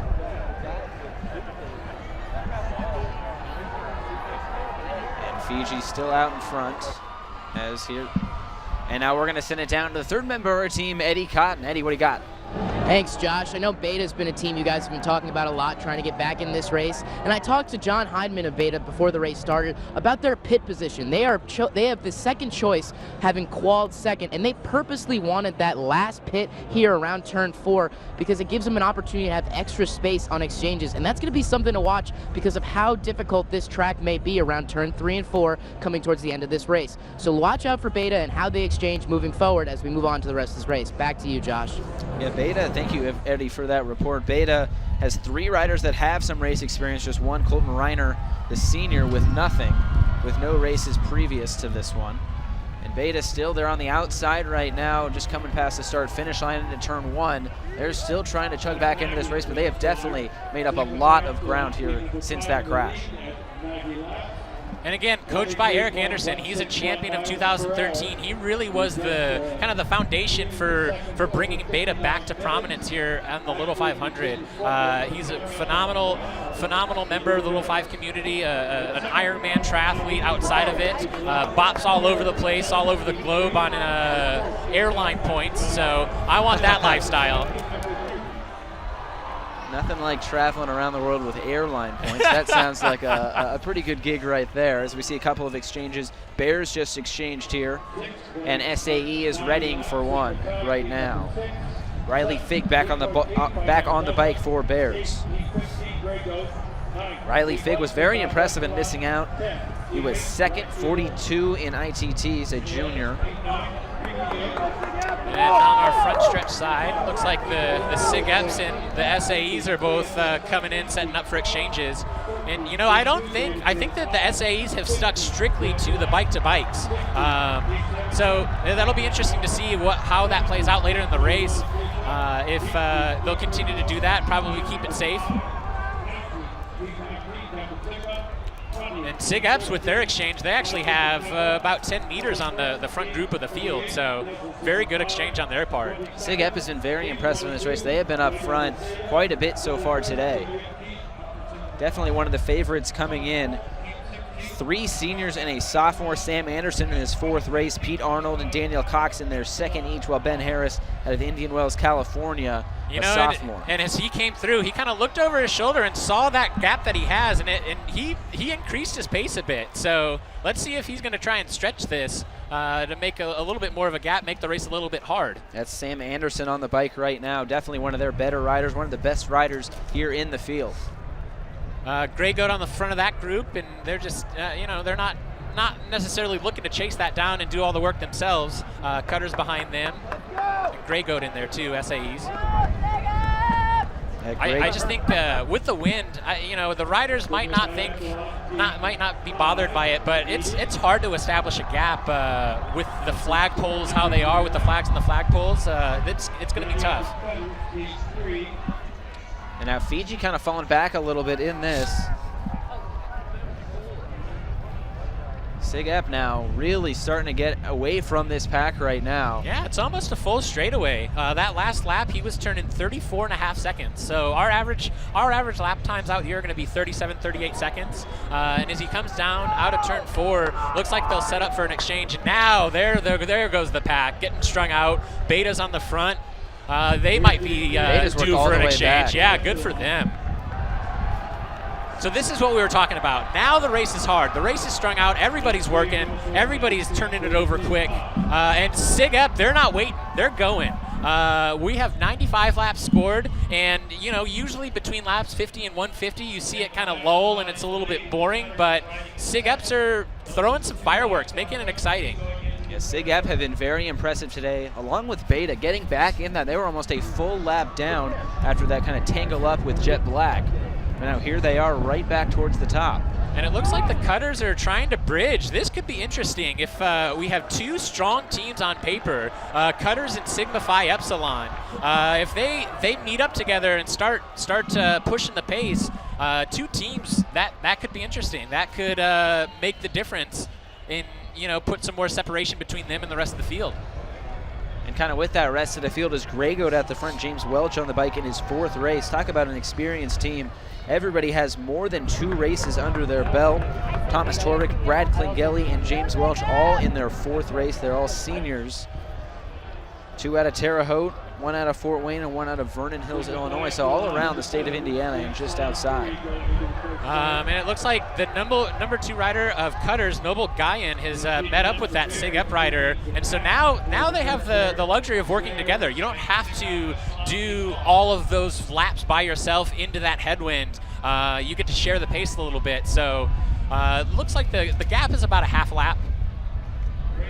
So about working together, I guess you're not technically like in communication, but I guess yeah, kind you're of not necessarily in cahoots. But again, with the wind, it's just like drafting an IndyCar. You are saving energy by being behind the rider, and then we see that through the see that through the pack where they're rotating through, and you never just have one team on the front the entire race. They're always kind of trading poles and doing their fair share of the work. And now it's really getting strung out as teams are lined up for exchanges and kind of all over the place. So it looks like this is going to come back from Cutters and Sig Up.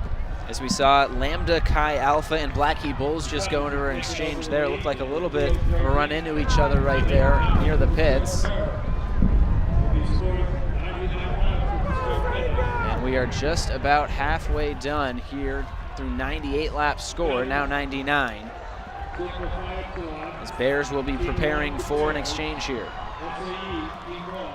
And very interesting, Blackhea Bulls exchanged off the back of that breakaway a little bit, and it looks like they put on Xavier Martinez, who's our ITT champion. And I honestly need to go back and look at the notes, but I don't think he's been on the bike yet. So that means, in terms of the people that are out there, he by far has the freshest legs.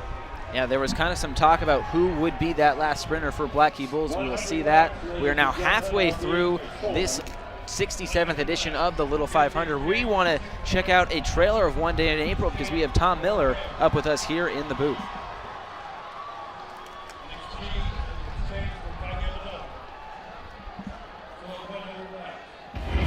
Life and our daily walks are a race. And the Little 500 strives to be a microcosm of that truth.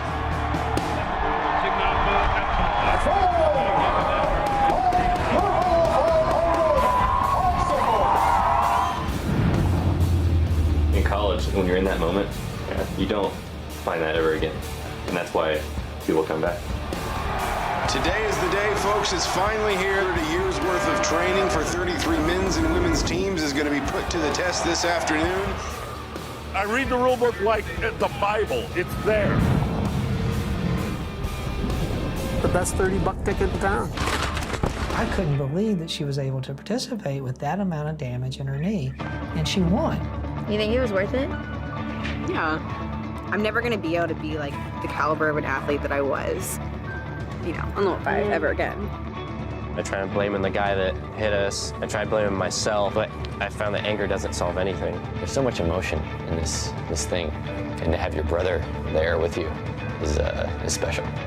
Mentally, I'd like to think that I was a little bit better put together than everybody else out on the track. Anger's a barrier. Pain's a barrier. Little 5's a funny thing. You don't get a chance to do it over again. There's no race next week that you can fix the mistakes that you made the week before. It's literally all or nothing.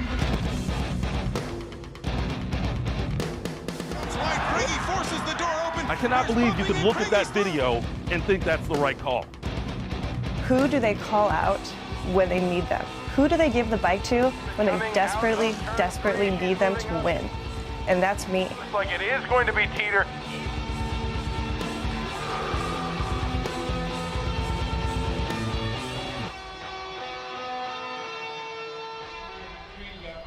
And welcome back. Nice, of course, a very good movie there, One Day in April, and the, mastermind behind that is up here with us, Tom Miller. Tom, how you doing? It's Little 500 Saturday. I'm super excited and glad to be here with my old friend, Jordan Neely.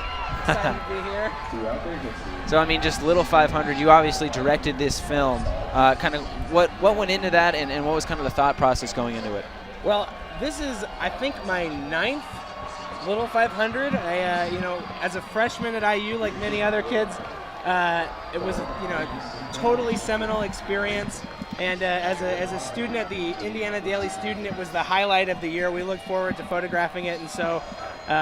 You had yourself plenty of P1 photos, right? Yeah. Of the Cutters winning in the late 2000s. The Cutters winning many times. Yeah, exactly. And so after I graduated, me and a couple other IU journalism alums just thought it was a really important story to tell. We were also unemployed at the time, so it dovetailed nicely. Don't let him fool you. He's a freelance guy, and he has an impressive resume working for President Obama's campaign, doing documentary work, right? Yeah. Yep. And then I worked for Jordan Bailey as the race director.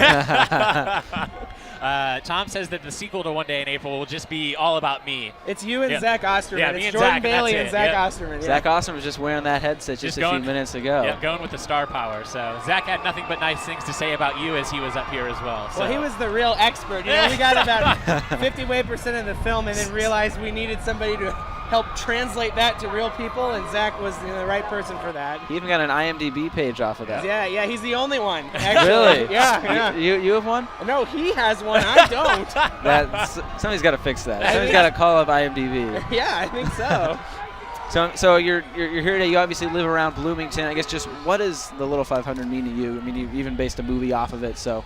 Yeah, I think it's a really unique thing in the country, and I think that it's something we hit on in the film a lot. But this is a great example of, I think, Hoosier values. It's a totally amateur event that people just do for the pride and the satisfaction and what it means to them, and we as a community come out and celebrate that once a year. And of everything I've done, like Jordan mentioned, I've photographed President Obama on a campaign. Little 500 is still one of the most special things I come to. There's nothing like this in the world.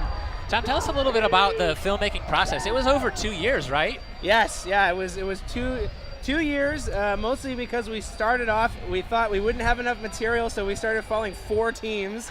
Wow. Which ended up being a lot of stuff, and we had incredible stories. And I think that's one of the things that's true about the Little Five every year is that because that it's this amateur event where people have to basically just give it their all. There's all these interesting stories about why people do this. And so a lot of our filmmaking process was just sort of sticking with the teams and finding those other reasons why they were involved, why they participated. And it was just, that stuff is special every year, regardless of the outcome. You can look at every team out here on the men's and women's side. There's an interesting story behind why that person decided to put the time and energy as if they were an NCAA athlete into something that is really just an amateur event. The riders and the teams might change from year to year, but those stories are always in that peloton, no matter what. Absolutely. There's actually another film that somebody's working on about the Young Pioneers team. Yep. Yeah. From last year. So another, I think another IU alumnus. Yeah, and I think that's sort of a great example of you could probably pick any of these teams and find something interesting to say about them. The all Chinese Little 500 team. Very cool story. Just the kind of the culture shock coming as not a transfer student, foreign exchange student. Yeah, international student. Thank you. Yeah, and I think that what is also great about that story is that the race has been throughout its history a place where, from whether it's the women competing to ride in their own race or Courtney Bishop, Team Major Taylor, but there's always been this sort of place for it's a merit-based thing. You just come out, you train to compete, and the best team wins. So in this movie, you followed around a few teams. Kind of, how did that selection process go of which teams you wanted to choose? Yeah, there really wasn't a good approach to that. And later, when I knew more about the race, I realized it made no sense. But we essentially just said, what team has won the most times recently, which was Teeter and Cutters at the time, and which team had just won the previous year, which was Delta Gamma and Delta Tau Delta. And about halfway through the season, we realized everybody could get like 9th. And we sort of were like, what would the story be there? And that's when we really committed to this idea. You know what? It can't be about who wins, who loses. It's got to be about the journey and the story behind it, because you can Google who won. Right. So we stuck to that, and I think it was. You see the film. We had a wide array of outcomes for the teams, but that sort of mattered less than the trip to get there. Just looking at the race real quick, Beta Theta Pi has worked their way all the way back. They now lead the race. They got in that wreck around turn 4. And now they have worked all the way back. So just what does it mean to kind of come back to this race and see it every year? It's such a big spectacle, big date on the calendar. Well, I'd say one thing that makes me really touched is to see the media school kids running this. I mean, in a lot of ways, One Day in April was sort of the catalyst. Yeah, I mean, and we kind of had this opinion that you could just get a bunch of students. Our crew was a couple kids who'd been graduated for a year. We were the experts, and then a huge number, like 20, 25 current students. And so to see that, the production become what it is and have a sustainable life where students are doing this, and looking at the production that Galen and all you guys have done, this is fabulous and awesome. And that makes me really proud that this is, this will continue to sort of develop and improve and have more students involved with it. I just think it's great. It really goes back to the mission of the Student Foundation of having it be truly a student-run event, and by having that partnership, obviously having Access TV broadcast it for close to a decade. Mark Cuban, IU alumnus, his network that he owned, very, very gracious and did it a great job for a number of years. But really, this makes all the sense in the world, having this partnership between the Student Foundation, Little 500, and IU Media School students. Practical experience for all of the cast and crew that's out here today, helping to cover this for all of our fans at home. And it makes Jordan and I's job easier, because now we just get to come here and talk, and we don't have to worry about any of the logistics. I was a little bummed that I wasn't out shooting today, but then I was like, oh wait, I'm not responsible for this at all. Right. Well, Tom, thank you very much for stopping by. Really appreciate it. Obviously, if you have not checked out One Day in April, definitely make that appointment television, I would say. Awesome. So thanks, 100 laps in, before we let you go, do you have a prediction for lap 200? I would say do not underestimate Courtney Bishop. Yep, I made an entire film about that, in a lot of ways, and they had a little bit of drama this year, but I think he has always impressed me with his sort of strategic thinking. So he always seems to get his teams to the lap 200 on the leader's lap. And of the races I've been to, it is not easy to predict when they're going to win and when they're not. So I would say keep your eye on him for sure. It's a risk. It's a long odds pick. They went down a lap down just a couple of laps ago. Well, I was talking, so I missed it. Well, they got caught up in an unfortunate wreck, but you can see that they're battling. So they're on the front stretch side as our main peloton's coming out of 4. But I was going to offer to Tom's point, Courtney is 15th again. right now. Courtney is a very, very savvy coach, and he knows what he's doing. And if anybody can get them unlapped, I think that he can.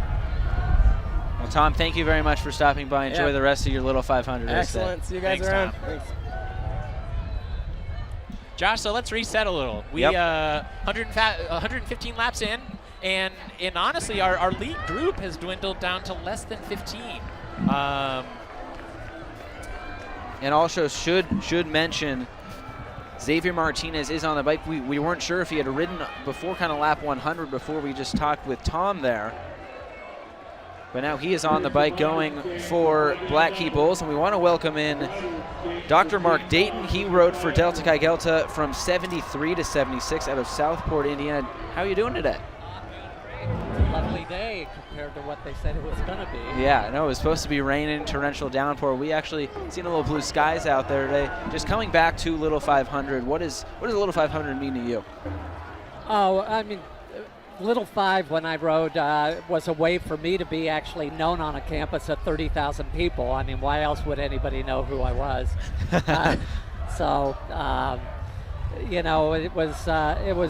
It was also a way to be really focused. We spent a lot of time on a bike, which meant that you had to spend a lot of time off the bike studying if you wanted to stay in school. Mm-hmm. So it was a lot of discipline out of it. And your team, Delta Chi, is doing quite well today. They had a little bit of a rough quals day, and we're in that 30 spot, but they have moved up and are running with our leaders right now. So you've got to be pretty happy about that. Very happy, yes. Delta Chi hasn't seen much recent success in the last few years, so it's cool to see them on the lead lap battling it out. Yes. And right now we got Sigma Chi out in front, Sig Ep right behind him. Grey Goat is in third right now, so it looks like they're going to come up on the inside. You know, I'm really liking what Sig Ep's doing. They're not afraid to be out. They're trying to make some moves. They're being aggressive, and too often I think that with Little 500 you can really overthink it, and then it prevents you from seeing the opportunities that are in front of yourself. And Sig Ep is out there, and they're throwing a few punches early, trying to establish themselves as the leader of this race. We're through 118 laps scored, and it's been a while since you rode in this. I guess kind of how has it changed, and what is it like to see it today? It's changed quite a bit because when I rode, we were at the 10th Street Stadium. Right. 10th Street Stadium had no banking. The corners were much tighter. And it had a curb in the middle. And it right? had a curb on the inside. It had a 4-inch curb on the inside, Yep. so people would ride to a foot or two off the curb so they wouldn't crash, right? Right, and every once in a while they did crash. So as we have seen today too. It took a lot more skill to go around the corners back in those days. I mean, the crashes you're seeing today have almost exclusively been over here. In turn 3, Turn 3 and turn 4. You got a tailwind coming into the turn. You've got some of your top teams that are exchanging right down here, so they're picking up the pace right before they're going into that turn. You have anybody who doesn't know what they're doing, and you end up with what you've had, several crashes. And Black Key Bulls and SAE over there. Looks like really they're kind of racing for the top right now. Lining up for an exchange. Xavier Martinez on the bike right now, yes, he is on the bike right now. Trading off to what looks like Charlie Hammond up next for the BKBs. Also SAE coming in for an exchange. Looks like.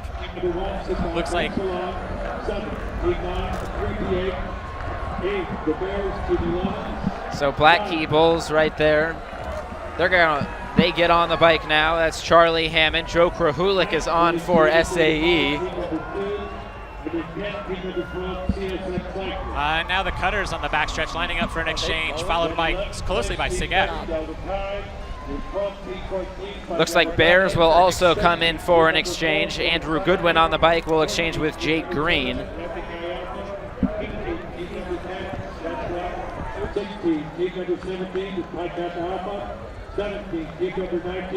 So here comes that exchange from Bears right there. Maybe not the cleanest there, but he did get up on the bike there, so I guess that is all that matters. Right back, so not too bad. Nick Theory also is on the bike now for Cutters. So 122. we have some firepower out there with Nick Theory, Charlie Hammond, Reed Wilson, and John Hyman of Beta Theta Pi, and Daniel Cox of Sigma Phi Epsilon. All experienced riders, all with good fitness. I would expect it to, and you can see right now it's strung out. So those guys are they're going pretty fast and doing their work on the front, trading off. So Grey Goat out there in front.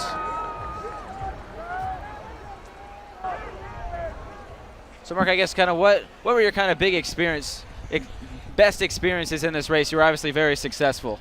Oh, my best experience probably was 76 when I was the rider on the bike at the end of the race. We actually had a very, very strong team that year. So I think I probably rode less than 30 laps total during the race. Okay. So it came down to a sprint. I was reasonably fast to begin with, and I was fresh. It wasn't really a fair contest. What is that feeling like on the bike when you're coming for that white flag? You see that, and then the checker's up next. Absolutely unbelievable. I mean, this is what you've spent hours and hours and hours on the bike training for, and I did some amateur racing as well. No place I ever rode were there 25,000 people out there to watch us, which is what used to come out to that track. So it was an absolutely fabulous experience as a bike rider. Well, Mark, thank you very much for coming up here to talk with us today. Great day for racing here. Absolutely. We'll look to see if Abel can make it to lap 200 and give the DKs a victory today. That would be lovely, wouldn't it? Yes. Well, thank you very much. So much. Have a good one. Thanks. That was Mark Dayton, rode from Former 73 to 76 for Delta Chi. And as we kind of get back to this race here, through 125 scored laps. And we're down to, again, as we mentioned before, we're down to about 13 or 14 teams on the lead lap as Sig Epic sets up for their exchange on the front stretch. Daniel Cox will bring his bike in. Looks like he handed it off to Sam Anderson, senior.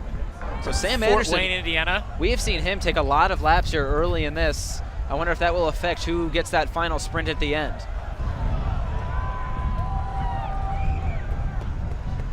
This penalty assessed on lap 125. Team number 10, Jet Black. A 5-second penalty for So Jet Now Forrest setting up in for an exchange in the front stretch.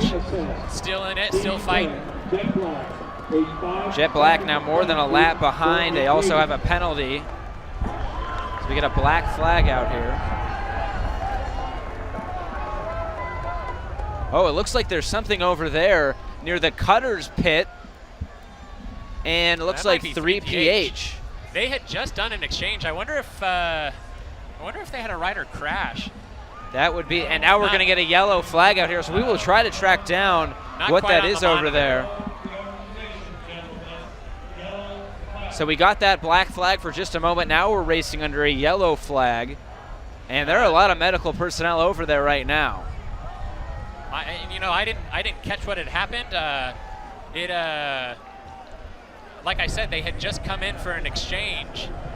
It looks like they have a stretcher out over there, so something very serious has happened to one of those teams in the top 10 we thought could be there come lap 200. Cannot make out who it is over there. Plenty of EMTs over there, still racing under a yellow flag.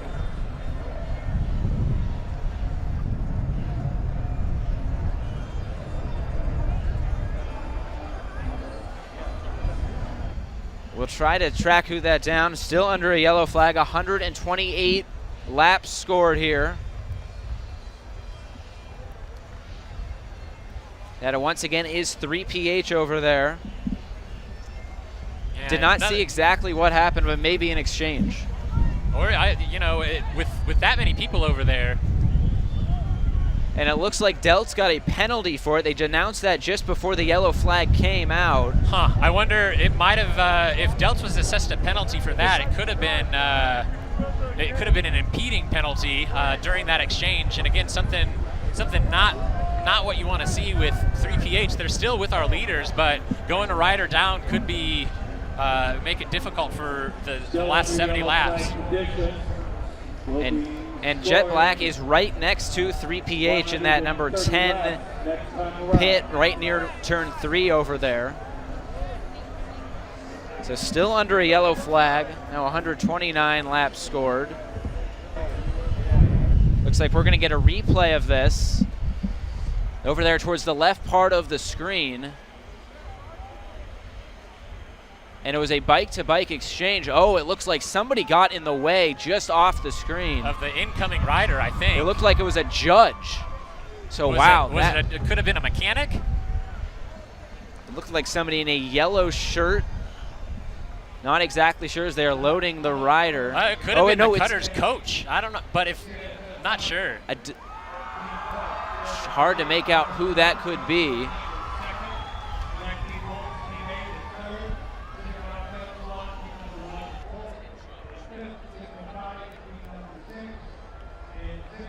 Oh, oh, wow. So maybe this is not a racer. It could be somebody who was over there in one of the pits. Hard to make out with all the EMTs around. Yeah, so I guess not a racer at all. Oh, wow. Because they came in for that exchange. It looked like they had the exchange off, but it went off the screen, so not exactly sure who that could be.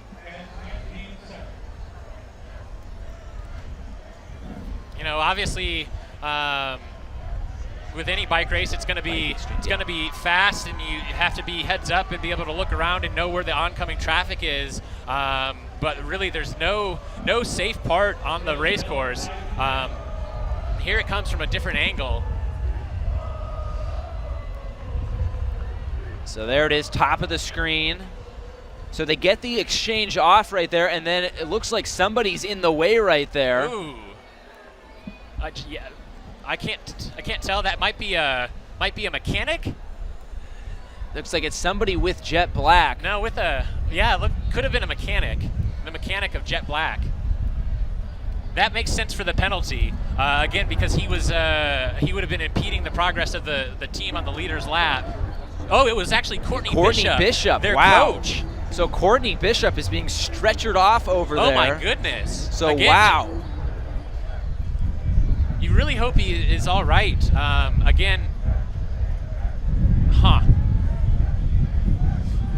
We are still under a yellow flag. A very influential guy that we've talked about on the broadcast already. He's been around this race for a very long time. Looks like they're gonna cart him off. And I mean, really, I was trying to say before we went back to that replay, you can see the pits, and this is good advice just for the chief steward will go over this in the pre-race, the final race briefing, and the judges say it over and over and over again. But really, those coaches need to be as close to that fence line as possible, and not out kind of in the middle of the track in the field of play. And it looked like what happened. He was just kind of a little bit too far out. It's so much close quarters with all those bikes and all those people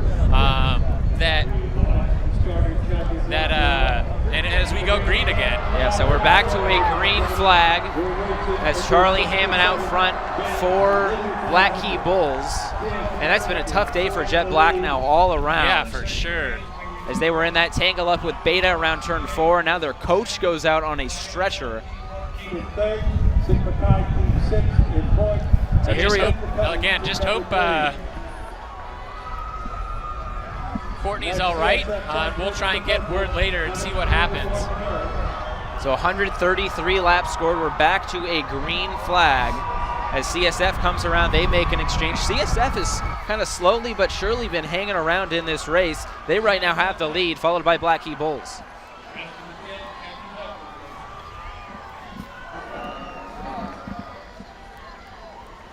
So Josh, with 75 laps to go, again, we're down to just about 10 teams, maybe a little bit over. And the last 50 laps is really where you see the fireworks.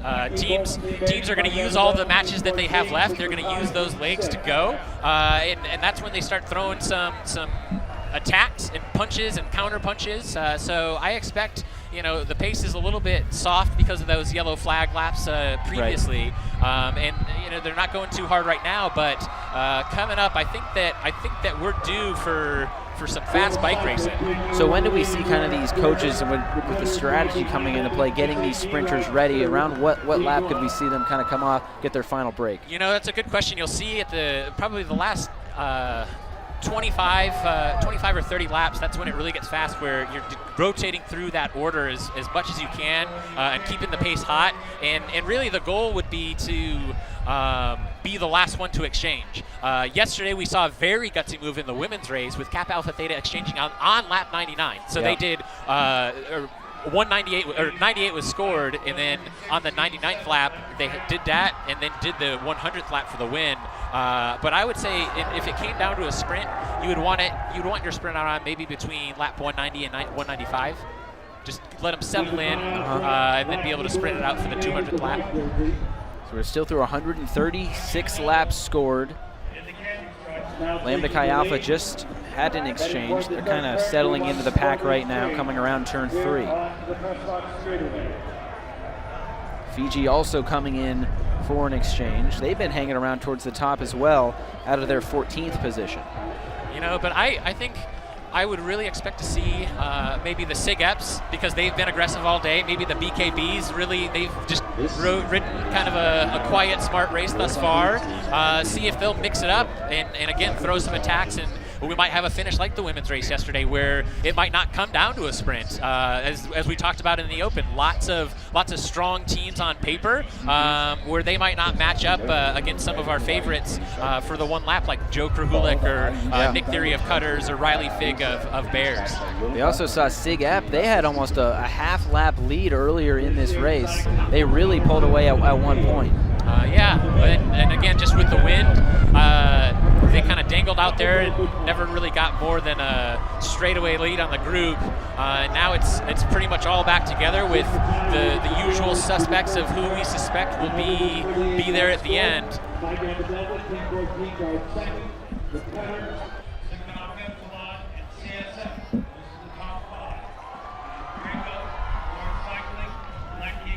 So 138 laps scored now. It's been a tough day for a lot of these teams. Sigma Alpha Mu had a tough start. They only had 2 riders coming into this, but Sigma Chi has been up front most of the day, along with Fiji. They're 1-2 right now, followed by Cutters. I haven't really mentioned a whole lot of Cutters. We talked about Nick Theory earlier being one of the better riders in the field. They're just kind of it looks like he's setting up for an exchange right now too. I would say out of our favorites, I'm really liking BKBs and Cutters. They have ridden when they needed to on the front, but they haven't yet thrown any punches or any attacks. But I expect that to change as we get to the last 60 to 50 laps of this race. So Cutters looking to do a burnout right here. Looks like they're gonna. Looks like Charlie Hammond's grabbing his wheel. They're coming in for an exchange. As our. Looks like SAE was trying as well. Not to. That's honestly really good rider awareness, just to know Charlie Hammond didn't have the gap, because you don't want to exchange off the back, because that puts you just pretty far behind and makes the next guy have to catch back up. And now Cutter's coming in. They're going to lose it a little bit of ground right here. Yeah, so Cutter's kind of got the raw end of that sequence of laps. They exchange even with the pack, and now SAE comes around, and it looks like on our front stretch we'll have the SAEs and the BKBs doing a double exchange. Along with Bears as well. And again, he didn't want to do it. Too much lap traffic, so shows the number one, and he's going to try to go around again. And that's just the worst as a rider, because they had been hot pace for a while, and you're kind of giving it all you have to establish that gap, and then to have it kind of botched up with some not lap traffic, but with some exchange traffic, makes it very difficult. Is there something other teams can try to do to kind of prevent an exchange there? Maybe trying to block them into the pack. I mean, obviously you want to be talking with your neighbors, and hopefully get the laps off and get it going. But that's what we've kind of seen those last couple of laps. They jumped on Cutter's wheel and marked them, preventing them from getting a gap, and then they marked SAE marked BKB, and nobody really had that much of an advantage in terms of the exchanges that they were doing.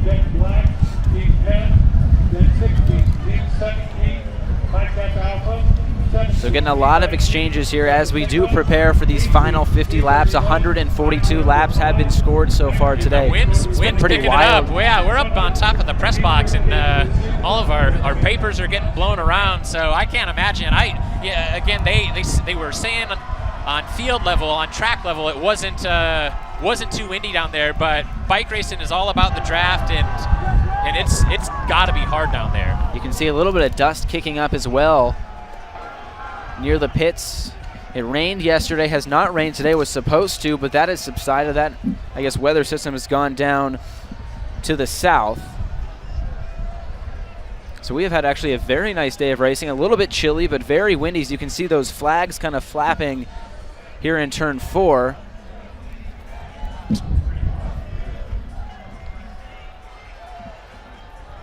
And we're preparing for an interview down here in the SAE pit right now. SAE leading across the line in first position. And SAE still looking very good right now. Up there with the leaders, 3 rookies, very impressive, led by Joe Krahulik, our 2016 ITT champion. He's just a diesel engine, so. And speaking of the Krahuliks, we're gonna send down to Eddie, who was with another one of the Krahuliks. Sorry. Go Gander. Eddie. Oh, hey guys, I'm with Andrew Krahulik, former alumni of SAE. Andrew, what's it like being behind the cage right now, seeing your brother in the race? It's nerve-wracking. When you're out there, there are things you can control. You're controlling the pace. When you're on this side, you watch, you do as much as you can to help them, count laps, but it's a whole world different. Now, what have you seen so far in the race that you've liked out of the team? The teams are getting great gaps. We've had SIGAP went off the front, and it took about 4 teams to really work together and close that. But the fact that teams are working together is a great sign. It means we'll probably string out the next 20 laps, and it should be a good finish. Now, you and your brothers have a long history of being a part of the Little 500. What does this race mean to you? This race is fun because it's the first time I'm not out there with him. This is his team. All 3 of his teammates are rookies. They started in the fall.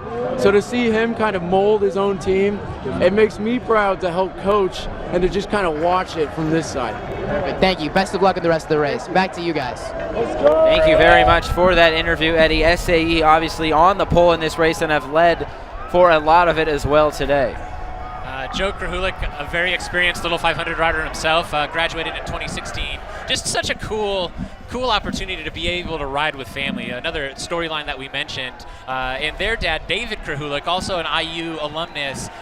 Just that family connection coming back. And from talking to the brothers, I know that they also have a third brother who's still in high school. Wow. And I don't know, he's a phenomenal swimmer, and I'm not sure he, good enough to go get a scholarship somewhere. But if he doesn't and he comes to IU, I would expect to see a third Krahulik brother riding for the SAEs. Yeah, that is, I guess, a little bit of a dynasty right there, Yeah. the Krahulik family. We also do have confirmation that over there in that 9th and 10th pit over there, it was Courtney Bishop. That went down. An ambulance has just left. I think he was in that ambulance. And we got that info from Zach Osterman, who was up with us earlier. So he's a reporter by trade, still doing reporting when he's not necessarily on the job. Helping the team out. And now our group, again, it's dwindled down. So it looks like we keep dropping some of the teams that are farther back in the rankings, and they're not able to hold that pace of our lead group, which again, that's what you want to see. You want to see the ones that are in contention for the win, mixing it up with one another, not causing any accidents as we close towards the end of this race. So through 148 laps scored, we are just nearing the three-quarter mark of this race. And still they're all just kind of looking around, looking over their shoulders at everybody. Bears and Lambda Chi Alpha up there along with Beta. You can't stress Beta enough. They were almost a full lap back, and they have worked their way all the way back into this thing. And they have led for a little bit here in the past few laps. Beta's made up of seniors John Hyman and Joe Laughlin, along with Jack McNamara and Colton Rainier. All the first two Indiana guys and the other two Illinois guys. Yeah, Colton Reiner, this is his first race. He's a senior, but he had their best ITT time out of those four riders. Just that natural athleticism with the Beta Theta Pies. Yes. Out of that house. And now here we are, 150 laps scored, so 50 laps to go. Still very much up in the air of who is going to come away as the 67th Little 500 champion. I haven't really mentioned a whole lot today. Obviously no yellow jersey. There was not one in the women's race yesterday. No yellow jersey today in the men's race. So we will get a new champion today. With the Delts unceremoniously kicked off campus. Never a fun thing to see. No, definitely not. So Forrest is up in front right now. Forrest has been very impressive so far today. They're riding a good race. The last Residence Hall team left here in this race. Wright is now Bears. So it's been over a decade since we've had a Residence Hall win with Dodds House in 2005. So need to represent and have that come true today. Would come through for Forrest. So an hour 40, coming up on an hour 42 gone here. And it looks like Forrest is coming in for an exchange right now. This will be a bike-to-bike exchange. And they'll rejoin the pack. They'll have a little bit of work to do to get back in it. I'm trying to do some quick math, and we have an hour 42 elapsed and 150 laps in.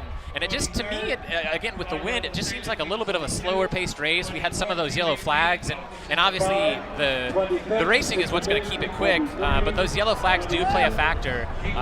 But the last few years, we've been kind of that 2 hour, 5 minute mark, more or less. So I think we're going to be a little bit slower than average as we come to lap 200 later on in the race.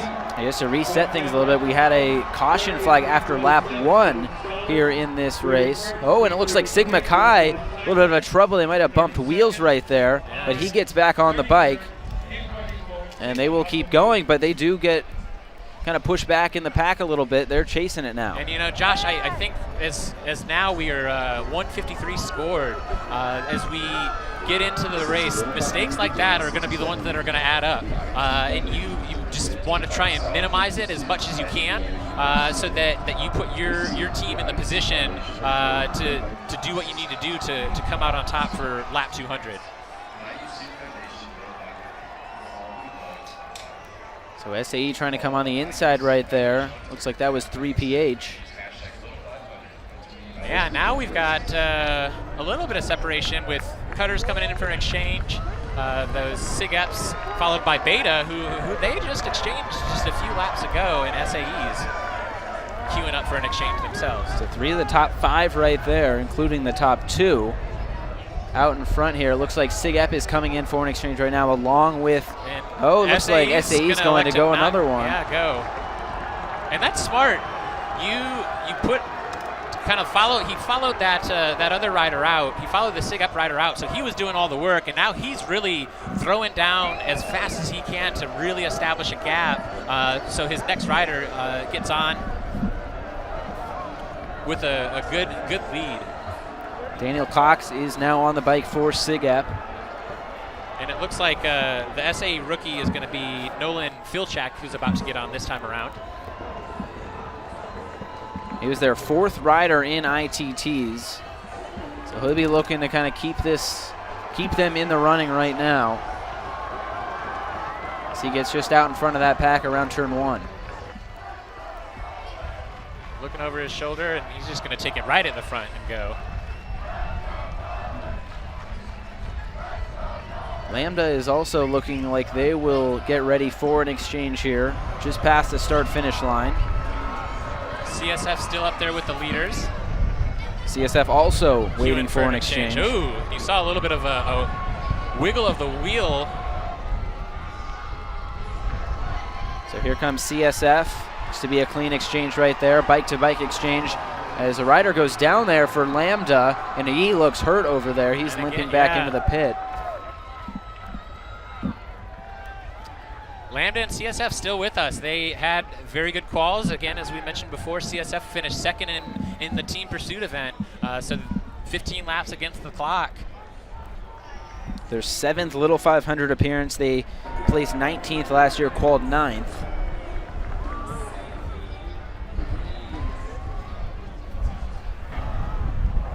Bears getting ready for their exchange here on the front stretch. It looks to be another clean exchange. So a lot of exchanges here in this kind of 150 range as we're at 158 laps scored as Bears now out in front. Riley Figg gets on the bike. This will probably be his last set if they're trying to use him for the sprint. I would think that they'll probably do 10 or 12 laps with him and then rest him the last 30 so that he can be fresh for the lap 200 sprint if it comes down to it.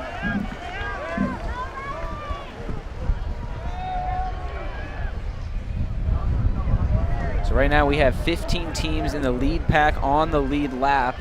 Does that seem about normal?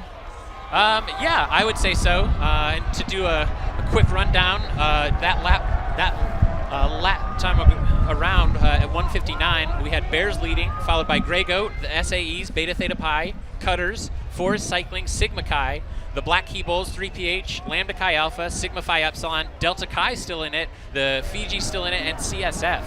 So all of the usual suspects that we talked about in the Open, they still established themselves there. As BKB comes in for an exchange, Cutters on that wheel. He was glued to it, Eric Schwedlin was, and now he's zooming into turn 1. That's Noah Voiles now getting on the bike. Noah Voiles in his first race, a junior out of Newburgh, Indiana. And as we go to the backstretch, Cutters do an exchange, and there you go, the SIG-Eps with a monster of a gap. They followed out both the BKBs and that Cutters, and looks like Coach Gavette is telling him to go. He's got about a half a straightaway, so they're going again. This is the second time we've seen this today. This also happened earlier. Daniel Cox on the bike right now. You know, on paper they don't necessarily line up for a sprint. I don't think they want it to come down to a sprint. And so them against the clock, them against the wind, putting the others in difficulty. They want to win it off the front like Theta did yesterday. Be aggressive. And are they going to come in for an exchange right here? It looks like they will. I would say that after the exchange, they'll probably continue. And they will want to extend this if they can. So a good exchange right there. He's not looking over his shoulder. He's just going.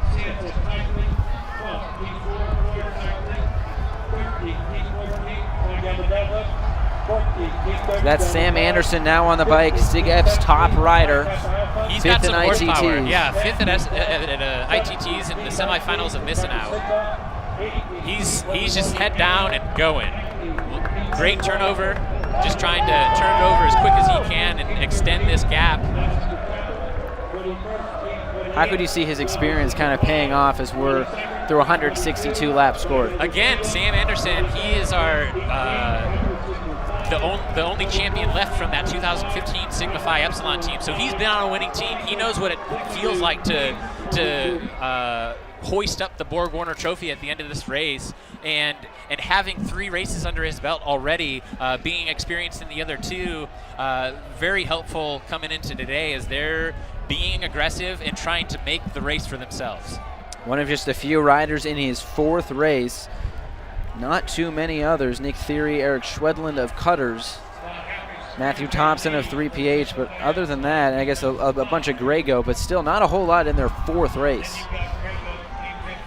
So we're going to get an exchange from Forrest and from Lambda Chi Alpha. And it looks like the pack is just content to let them kind of be on the front there.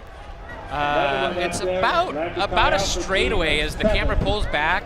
The pack is coming out of turn 2 as they're going into turn 3. Is this something you think they can sustain for a long period of time? It looks like they're actually going to come in for an exchange right setting here. up for an exchange, and I would imagine that they'll try and go again. When I saw the Theta start it yesterday, I thought that lap 70 was incredibly early to do that. Here we are at 165, so pretty Even similar. early, yeah, even earlier. And I was proved wrong yesterday because the Thetas more or less kept it out the whole time.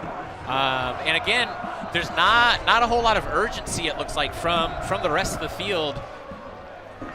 Now the SAEs come to the front and are putting in a turn of speed. And right now that's Ben Harris on the bike, the sophomore in his 1st race.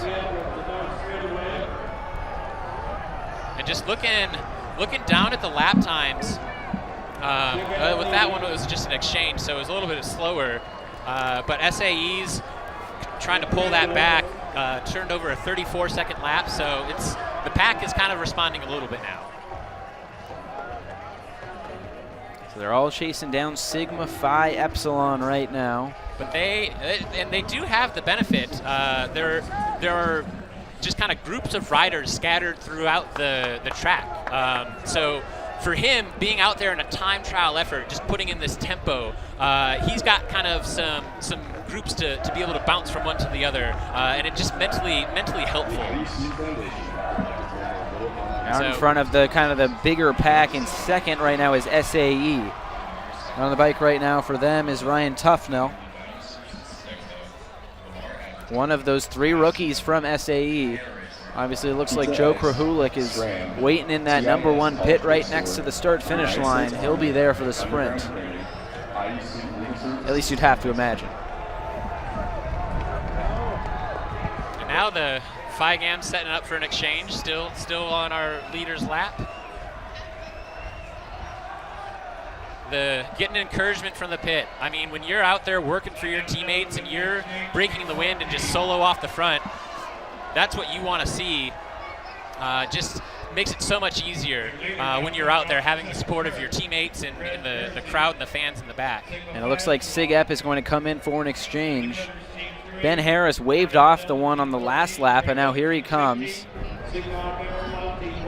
A pretty sizable margin from the lead pack. Here he comes around turn 4. So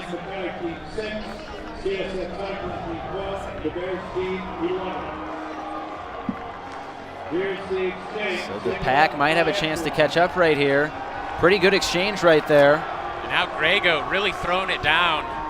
I would expect this to come back right here. It looks like a little bit disadvantaged because you have those lap riders, those 3-lap riders. Now as the pace is very fast, all strung out. And there they get past right there. Grego now in front of Sig Epp as Grego comes for an exchange, so it's back out to Sig Epp. So that was a pretty good burnout right there to kind of catch up.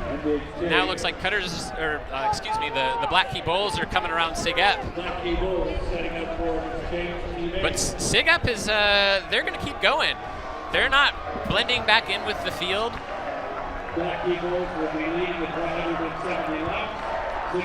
So Black Key Bulls now falling a little bit farther back. They'll try to get back after that exchange. 170 laps scored now. Now Pete Arnold on the bike for Sigma Phi Epsilon in his second Little 500. Interesting, his brother was the vice president of steering committee last year, Zach Arnold. So steering committee, the group that helps to organize, and they're the senior leadership of the IU Student Foundation. Zach chose the IUSF route, and his brother said nope. Pete said nope, I'm going to ride, and he's a phenomenal rider, top 15 ITTer. And as Sig Kai, and we have a wreck right here on turn 1. That's SAE. SAE goes down. All the other riders get around. It looks like there's 2 others down. And CSF also goes down in that, they were with our along leaders. with Pi Kappa Alpha. And it looks like we're going to stay green. So that's to get the rider off of the track for right SAE there. now with their rookie rider, I think, was on the bike.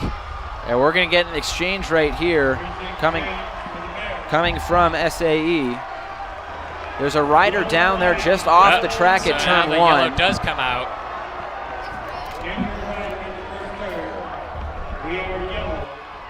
Ooh, and SAE. And a botched exchange there from SAE, so they just lost a lot of ground right there as we try to get a look at who this is on the screen. Looks like that's Phi Sigma Kappa. And I think it was just a rub of wheels of one of our teams that was a couple of laps down. And here is a replay of this. So it was after that Sig Kai exchange, and it looks like just... No, it was in front of him. So, yeah, I think that it was just kind of those guys in the pack, and they kind of got caught up with one another. SAE, credit them, though. Kind of like Theta yesterday. Right, they just get right back up. So right now... We'll get another look at this from a different angle. Yeah, it just looked like he kind of was the SAE rider that was the one that went down initially. Huh. I thought that he had gotten caught up. No, it looked like he just kind of wobbled over there. Knocked over CSF.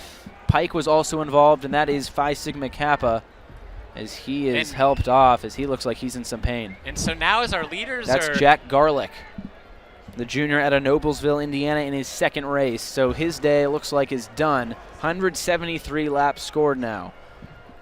And we are under a caution flag right now.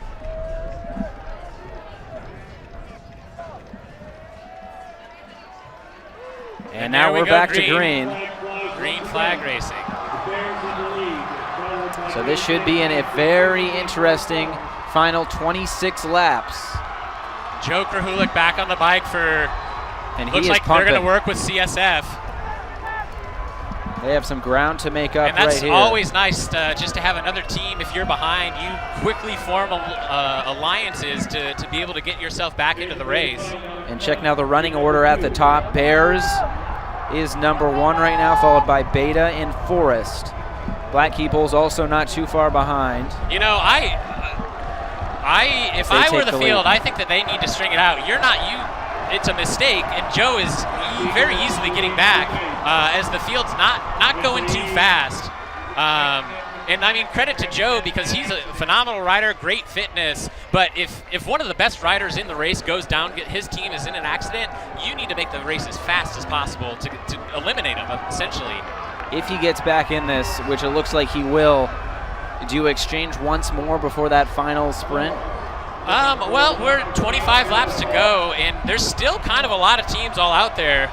As we come across the start-finish line, 3PH putting in a big turn of speed, followed by the BKBs, and it looks like Joe's just catching the tail end of that group. So I would expect them to exchange maybe 3 to 4 more times, depending on the team and what the personnel is in terms of riders. Coming up on just under 2 hours right now, 176 laps scored. Looks like 3PH just did an exchange over there around near turn 3. And interestingly, Sig Up and Betas are both coming in. BKB off the front a little, and Cutter's chasing. Joe still not quite to the lead group yet because it's very strung out, and a little just some small mini packs of riders as they're turning in some quick lap times now. So a lot of exchanges here as we're getting ready for that final sprint. 23 laps left as Looks BKB like is coming in for an exchange right here. And Kevin Mango will hop onto the bike now for Black Key Bulls in that white jersey, Spring Series champions. So our leaders are Cutters and Grey Goat Cycling out front. And looks like Kevin Mangle of BKB is going to chase that down. So Cutters, a freshman, a sophomore, a junior, and a senior. The freshman and the sophomore, no race experience. The latter two, the junior and the senior, Eric Schwedlin and Nick Theory, this is both of their 4th races. And it looks like Grey Goat is, they haven't come in for an exchange. It looks like they're setting up for one right now.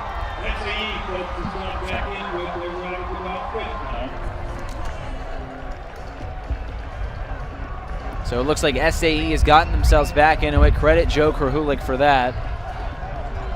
And now we're going to send it down to Eddie Cotton, who's on the field. Thanks, guys. I just got finished talking up with Forest Cycling and their coaches. They told me they saw SAE's crash firsthand, and they think it all has to do with turn 1. Turn 1 is brutal right now. Teams are skidding all around, and the main concern is the traction on SAE's bikes after that crash. It'll be interesting to see how that continues to develop as we get down to the final sprint. Back to you guys. Thank you for that reporting, Eddie. So we've seen turn 3, turn 4, and now turn 1 with crashes today. Turn 2 is still the clean one out there. It looks, right now we've got BKBs and Cutters with a bit of an advantage. 10 meters back to them is Grey Goat. Bears a little bit behind them. And then we've got our main group of Beta Theta Pi and SAE. And CSF has really fallen behind. They're now in 14th. It looks like they were just trying to come in for an exchange, couldn't quite get there. Kevin Mangle and Eric Schwedlin on the bikes for BKB and Cutters, both top 5 ITTers. A lot of horsepower to be able to work together like that. Good for them. It looks like Grey Goat's going to make the catch. So our lead group is now 3. And here comes Eric Schwedlin with a big turn of speed coming into turn 3. So 181 laps scored. CSF makes their exchange. It looks like their race day could be in big jeopardy right now. Black Key Bulls is maybe readying on the next lap as Bears makes an exchange here on the near side. The advantage is about a half a turn as Cutters come out of turn 2. Looks like they're going to go for the exchange. And BKB is going to go right around. Good rider awareness on his part. He, again, elects not to do it. Trying not to show your cards first, and you want to be patient, and you want to not necessarily be the first person to make the move. Looks like BKB will come in and hand off to Charlie Hammond, their senior captain. And looks like that was Kevin Mangle that goes down there, but he gets the bike off. Now, looking at these track conditions, there's a lot of dust out there. What can that do to these riders? You know, if it does come down to a sprint, hopefully this fast racing right now with less than 20 to go thins out that group, so we're not going to have like a 10-up sprint. I could see it isolated between just a few teams, maybe 4 or 5. And I think that they're experienced, they know what they're doing, they'll handle themselves all right. But a lot of interesting things happening now with Grey Goat on the front, followed by BKB, and now Joe coming off the bike for SAE. So probably be his last break, I would assume. Big turn of speed for him, and so he's got to rest up, save him for lap 200. So in terms of the shape of the field, is this kind of what we expected? You know, this is the bike race. Here we are. These are sort of the attacks that we're talking about as BKB has pushed it. Now their advantage over Cutters is about a half a straightaway. And the whole field is just so blown up. There's no discernible pack at all. Right. And again, this is kind of how the women's race played out yesterday, right? With Kappa Alpha Theta just being off the front.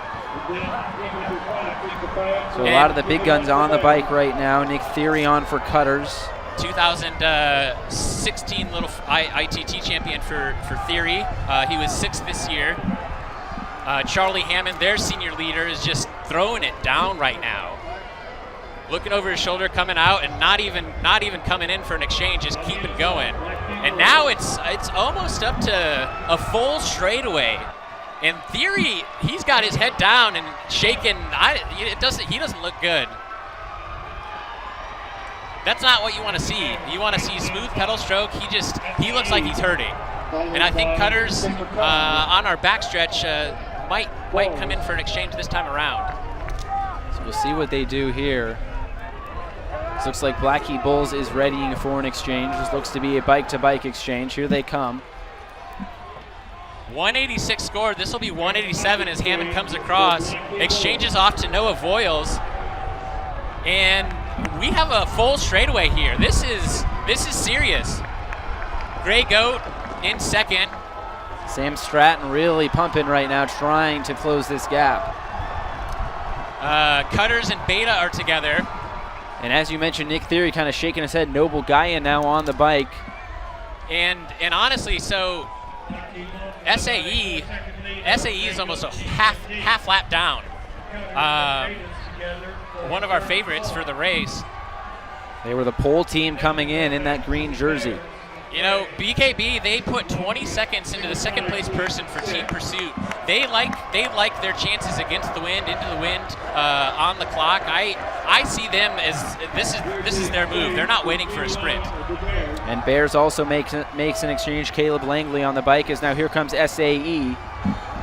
That's Nolan Filchak now on the bike.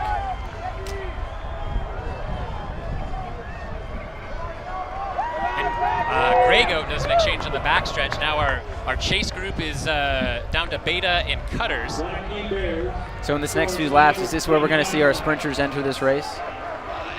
You know, you have to close down this gap if you're the chase group. I would suspect that, as I said, BKB looking like they're kind of throwing their cards down, throwing the chips in, and putting it all in and gambling. And right now, see if they can win off the front like our Thetas did in yesterday's women's race. So you got Black Key Bulls, Cutters, Beta Theta Pi, and Gray Goat. Looks like Beta is readying for an exchange along with Black Key Bulls. So coming to the front stretch. And that is Xavier Martinez, #1 in ITTs. So here comes Gray Goat Cutters. This might be the catch, but fresh legs and the ITT champion, fresh legs are a big deal. 10 laps to go here at the 2017 Little 500. SIGEP making an exchange right now. Yep, and see, Xavier's not waiting. He's not waiting. Just going. He doesn't want it to be a sprint. You think Black Key Bulls just kind of rides this out with Xavier now? It's hard. 10 laps is very, very hard. But again, he's not waiting around. And now it looked like they were gonna make the catch, but those others now Beta's coming in for an exchange on the front stretch. They're gonna lose some ground. Gray Goat's looking over his shoulder. He's hurting pretty bad. That's now Brad Slingelli for Gray Goat. This race is just completely blown up. 9 to go. Oh! And we have something Cutters over there. Avoided that wreck on the backstretch. In that backstretch, it looks like it was just Acacia right there going down. Just a green flag racing for now. So that could have been dangerous right there very, very late in this race. And Xavier, here's a replay of this one right here. It looks like he just kind of trips over himself. Very good bike handling on the Cutters and the Gray Goat rider for avoiding that. Go into the infield there and avoid it. And it looks like Black Key Bulls is readying for an exchange along with SAE and with Sig Kai. So they've got Black Key Bulls in turn 3. and Cutters over there on the far side as well. They're going in for an exchange. Here comes Sig Kai now. And here comes Black Key Bulls. Charlie Hammond now on the bike. And it looks like Nat still about a half a straightaway as Charlie gets up to speed. Cutters down. They've got Nick Theory on the bike in the chase group in the 4th position. Betas and Grey Goat are our effective chase group. And now Lambda coming in for an exchange along with Sig Ep. And SAEs are they're over a half lap down. With less than 7 laps to go, this could be the race. This is a very big gap right now. Black Key Bulls starting to run away with it. Let's see as we He's come signaling across the one line. more. It looks like they're all just going for short sprints right now. Full straightaway. Coach Knapp is riding on that pit board every turn around.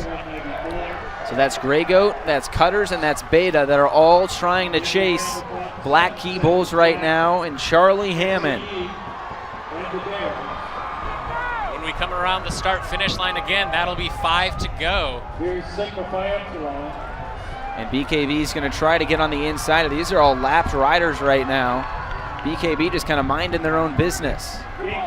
He's signaling one more. Coach Ryan Knapp is to his rider, Charlie Hammond. 195 laps scored, 5 laps to go. And here comes Beta Theta Pi in for an exchange. And Forrest as well.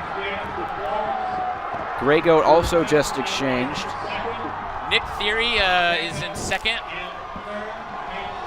And now here comes SAE. Here goes here goes Joe Krahulik. A rough exchange right there. Now here comes Black Key Bulls in for an exchange. He's on the inside. This is going to be tough. He does just get outside that group of riders right there. And here comes Black Key Bulls. Big exchange here. 4 laps to go. And it's clean with 4 laps to go. It's Kevin Mangle on the bike right now. Could this be it? Theory. Nick Theory is trying to be caught right now by Grey Goat and Beta along with Forrest. That's kind of the second pack right there behind Black Key Bulls. That is interesting in terms of the rotation. Yep. I would say, Kevin Mangle probably. And Cutters going for an exchange. I don't like that one bit. They did that last year as well. Off the back a little. With less than 4 to go, you can't do that. 3 laps to go now. Black Key Bulls out in front. Now they have gotten back up there to about a turn, half a turn. So there's Grey Goat, there's Beta, and there's Forrest. They're all chasing Black Key Bulls. Kevin Mangle on the bike. Almost a full straightaway now. Coming around turn 3. And it looks like they are setting up the ITT champion. Xavier Martinez will have 2 laps on the exchange. Very, very similar to Ryan Knapp's Alpha Theta. Looks like they're going to wait one more. They'll put him on. No, I don't like that. They're Forrest coming in for an exchange right now. That could have 2 been laps 1 lap to too go. many. Because Xavier, this will be 199. Lambda also setting up for an exchange right Kevin in front Mangle of Black Key will see the Bulls. white flag. Kevin Mangle is going to finish off this race. White flag from Chappie Blackwell. And Nick Theory in second, still about a straightaway down. This is going to be the bike race. So here we go. Here comes the white flag. Black Key Bulls over around turn 2. A huge gap between second place. This looks like it's going to be Black Key Bulls. The last time they won the Little 500 was in 2014. Here they come around turn 3. They're running away from the entire pack. Here comes Black Key Bulls and Kevin Mangle. They are your 2017 Little 500 champions. Oh my gosh, what a race. Just pure cannot elation in believe the BKB pit. Coach Ryan Knapp with the double. And that's going to be Grey Goat followed by second. Cutters and Beta. So Black Key Bulls. Podium with the Black Key Bulls taking the victory. So the fraternities have won it for the last 3 years, and now it is an independent team The last two independent teams to win it, well, it was the Black Key Bulls. 2014, 2017 Little 500 champions. There's SAE finishes down in 5th place and Bears in 6th. And the BKB pit going crazy. So really, they just strung it out there at the end, and it was almost like yesterday, just a huge gap. Almost the exact strategy from Coach Ryan Knapp. You got to give it to him. And I don't think that Kevin was their finisher because Xavier was about to line up, and he just stayed on there, getting hugs from his team. Wow. So now, Kevin Mangle gets a bear hug from his teammates. And now we're going to send it down to Eddie Cotton as the race is complete with the red flag. Eddie.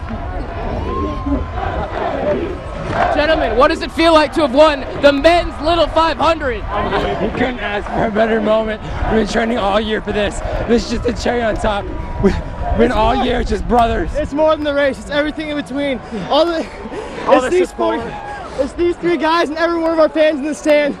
All the guys in the team. All this in the den, we're inside. Holy shit!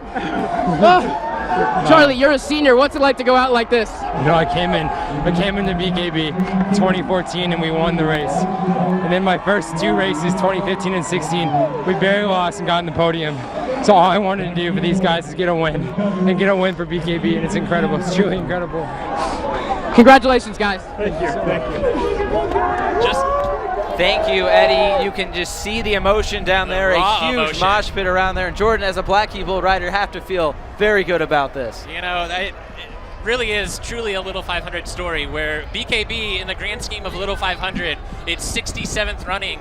BKB is new. 2006 was their first race, and I know that there were probably close to 20 alumni back for the weekend to support the guys behind the pit, and to see this come to fruition of now in their 2nd win, just very, very, very cool.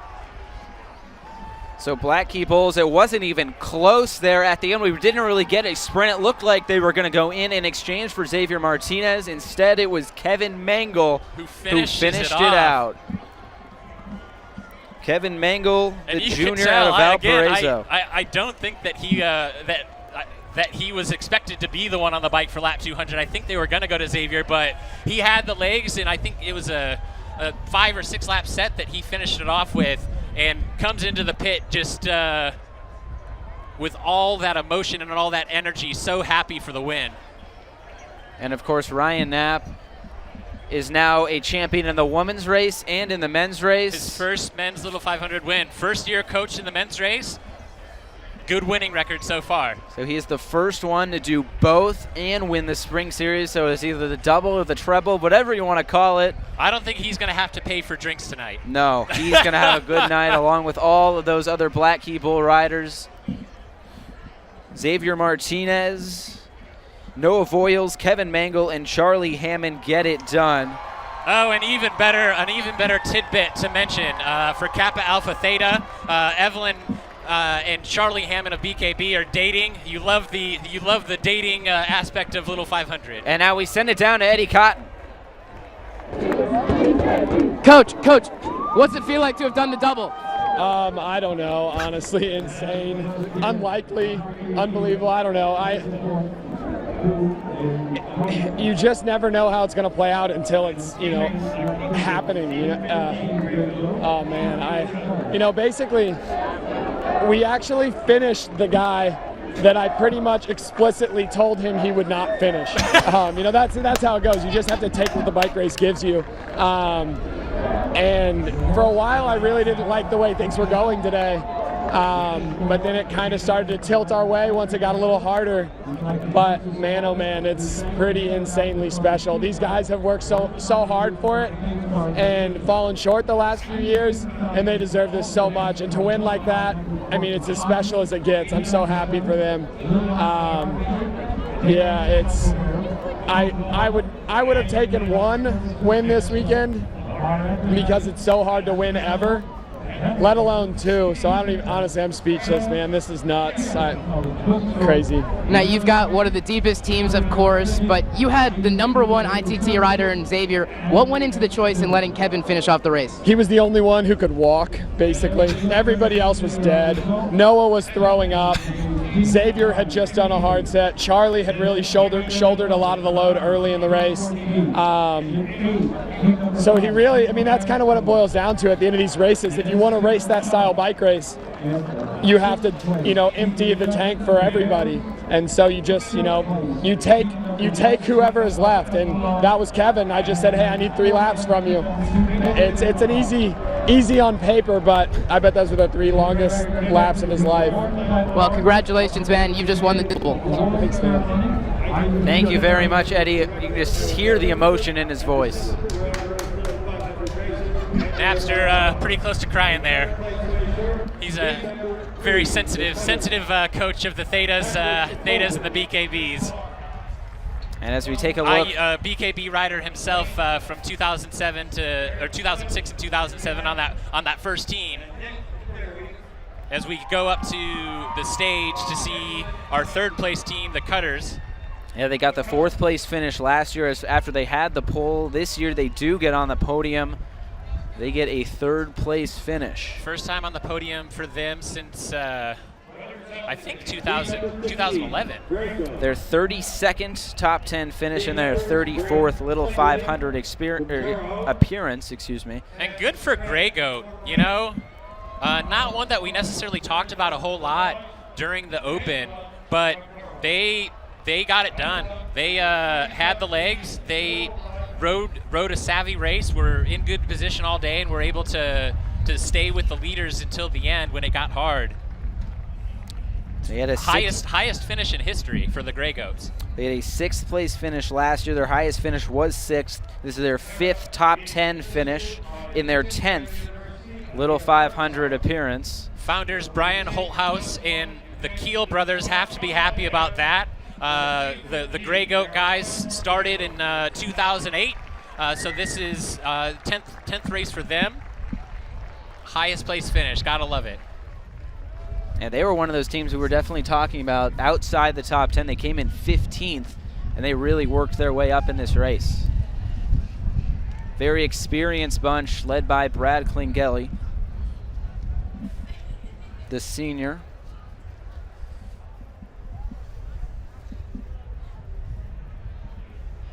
So all we the get photo some shots of the BKBs waiting for the ceremony with Toby Cole there.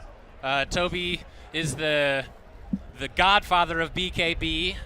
He's an IU guy himself, graduated in the 90s, and just the biggest supporter the team could ever have. And now here come the Black Key Bulls. Just look at the emotion. IUSF director Tara Vickers giving them a hug, getting the lays. So Coach Ryan Knapp in the middle. And off screen, looks like. And as they get this trophy right here, all the trophies in front as well. Looks like that's Xavier Martinez holding that trophy right there. As Black Key Bulls raise the 1st place trophy to the sky, the 67th Little 500 champions.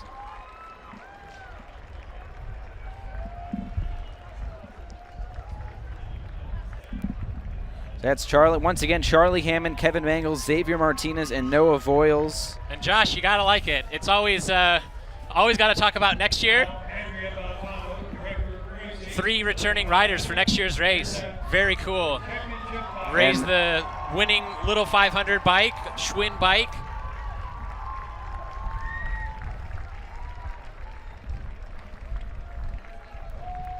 And a big group in front of the podium, all wearing black and yellow. The colors. The BKB hats.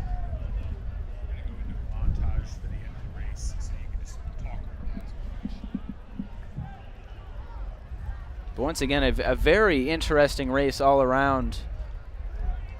It was Cutters and Grey Goat that also get on the podium. SAE with that kind of minor crash or wreck around turn 1. That kind of bounced them from the... That was, almost the catalyst. Yeah. Kind of because they went down and they had to chase a bit, and then that's when the race got kind of hard and got fast, and BKBs just were patient and they waited and continued to play their cards until everybody had exchanged, and then found themselves a little bit up the road from everyone and just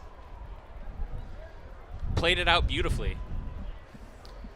So once again, the Black Key Bulls are the champions. Hoisting the Borg Warner Trophy. There it is. There is the shot right there, the Borg Warner Trophy. Their grubby fingers all over that sterling silver. Each of the winners inscribed on that trophy.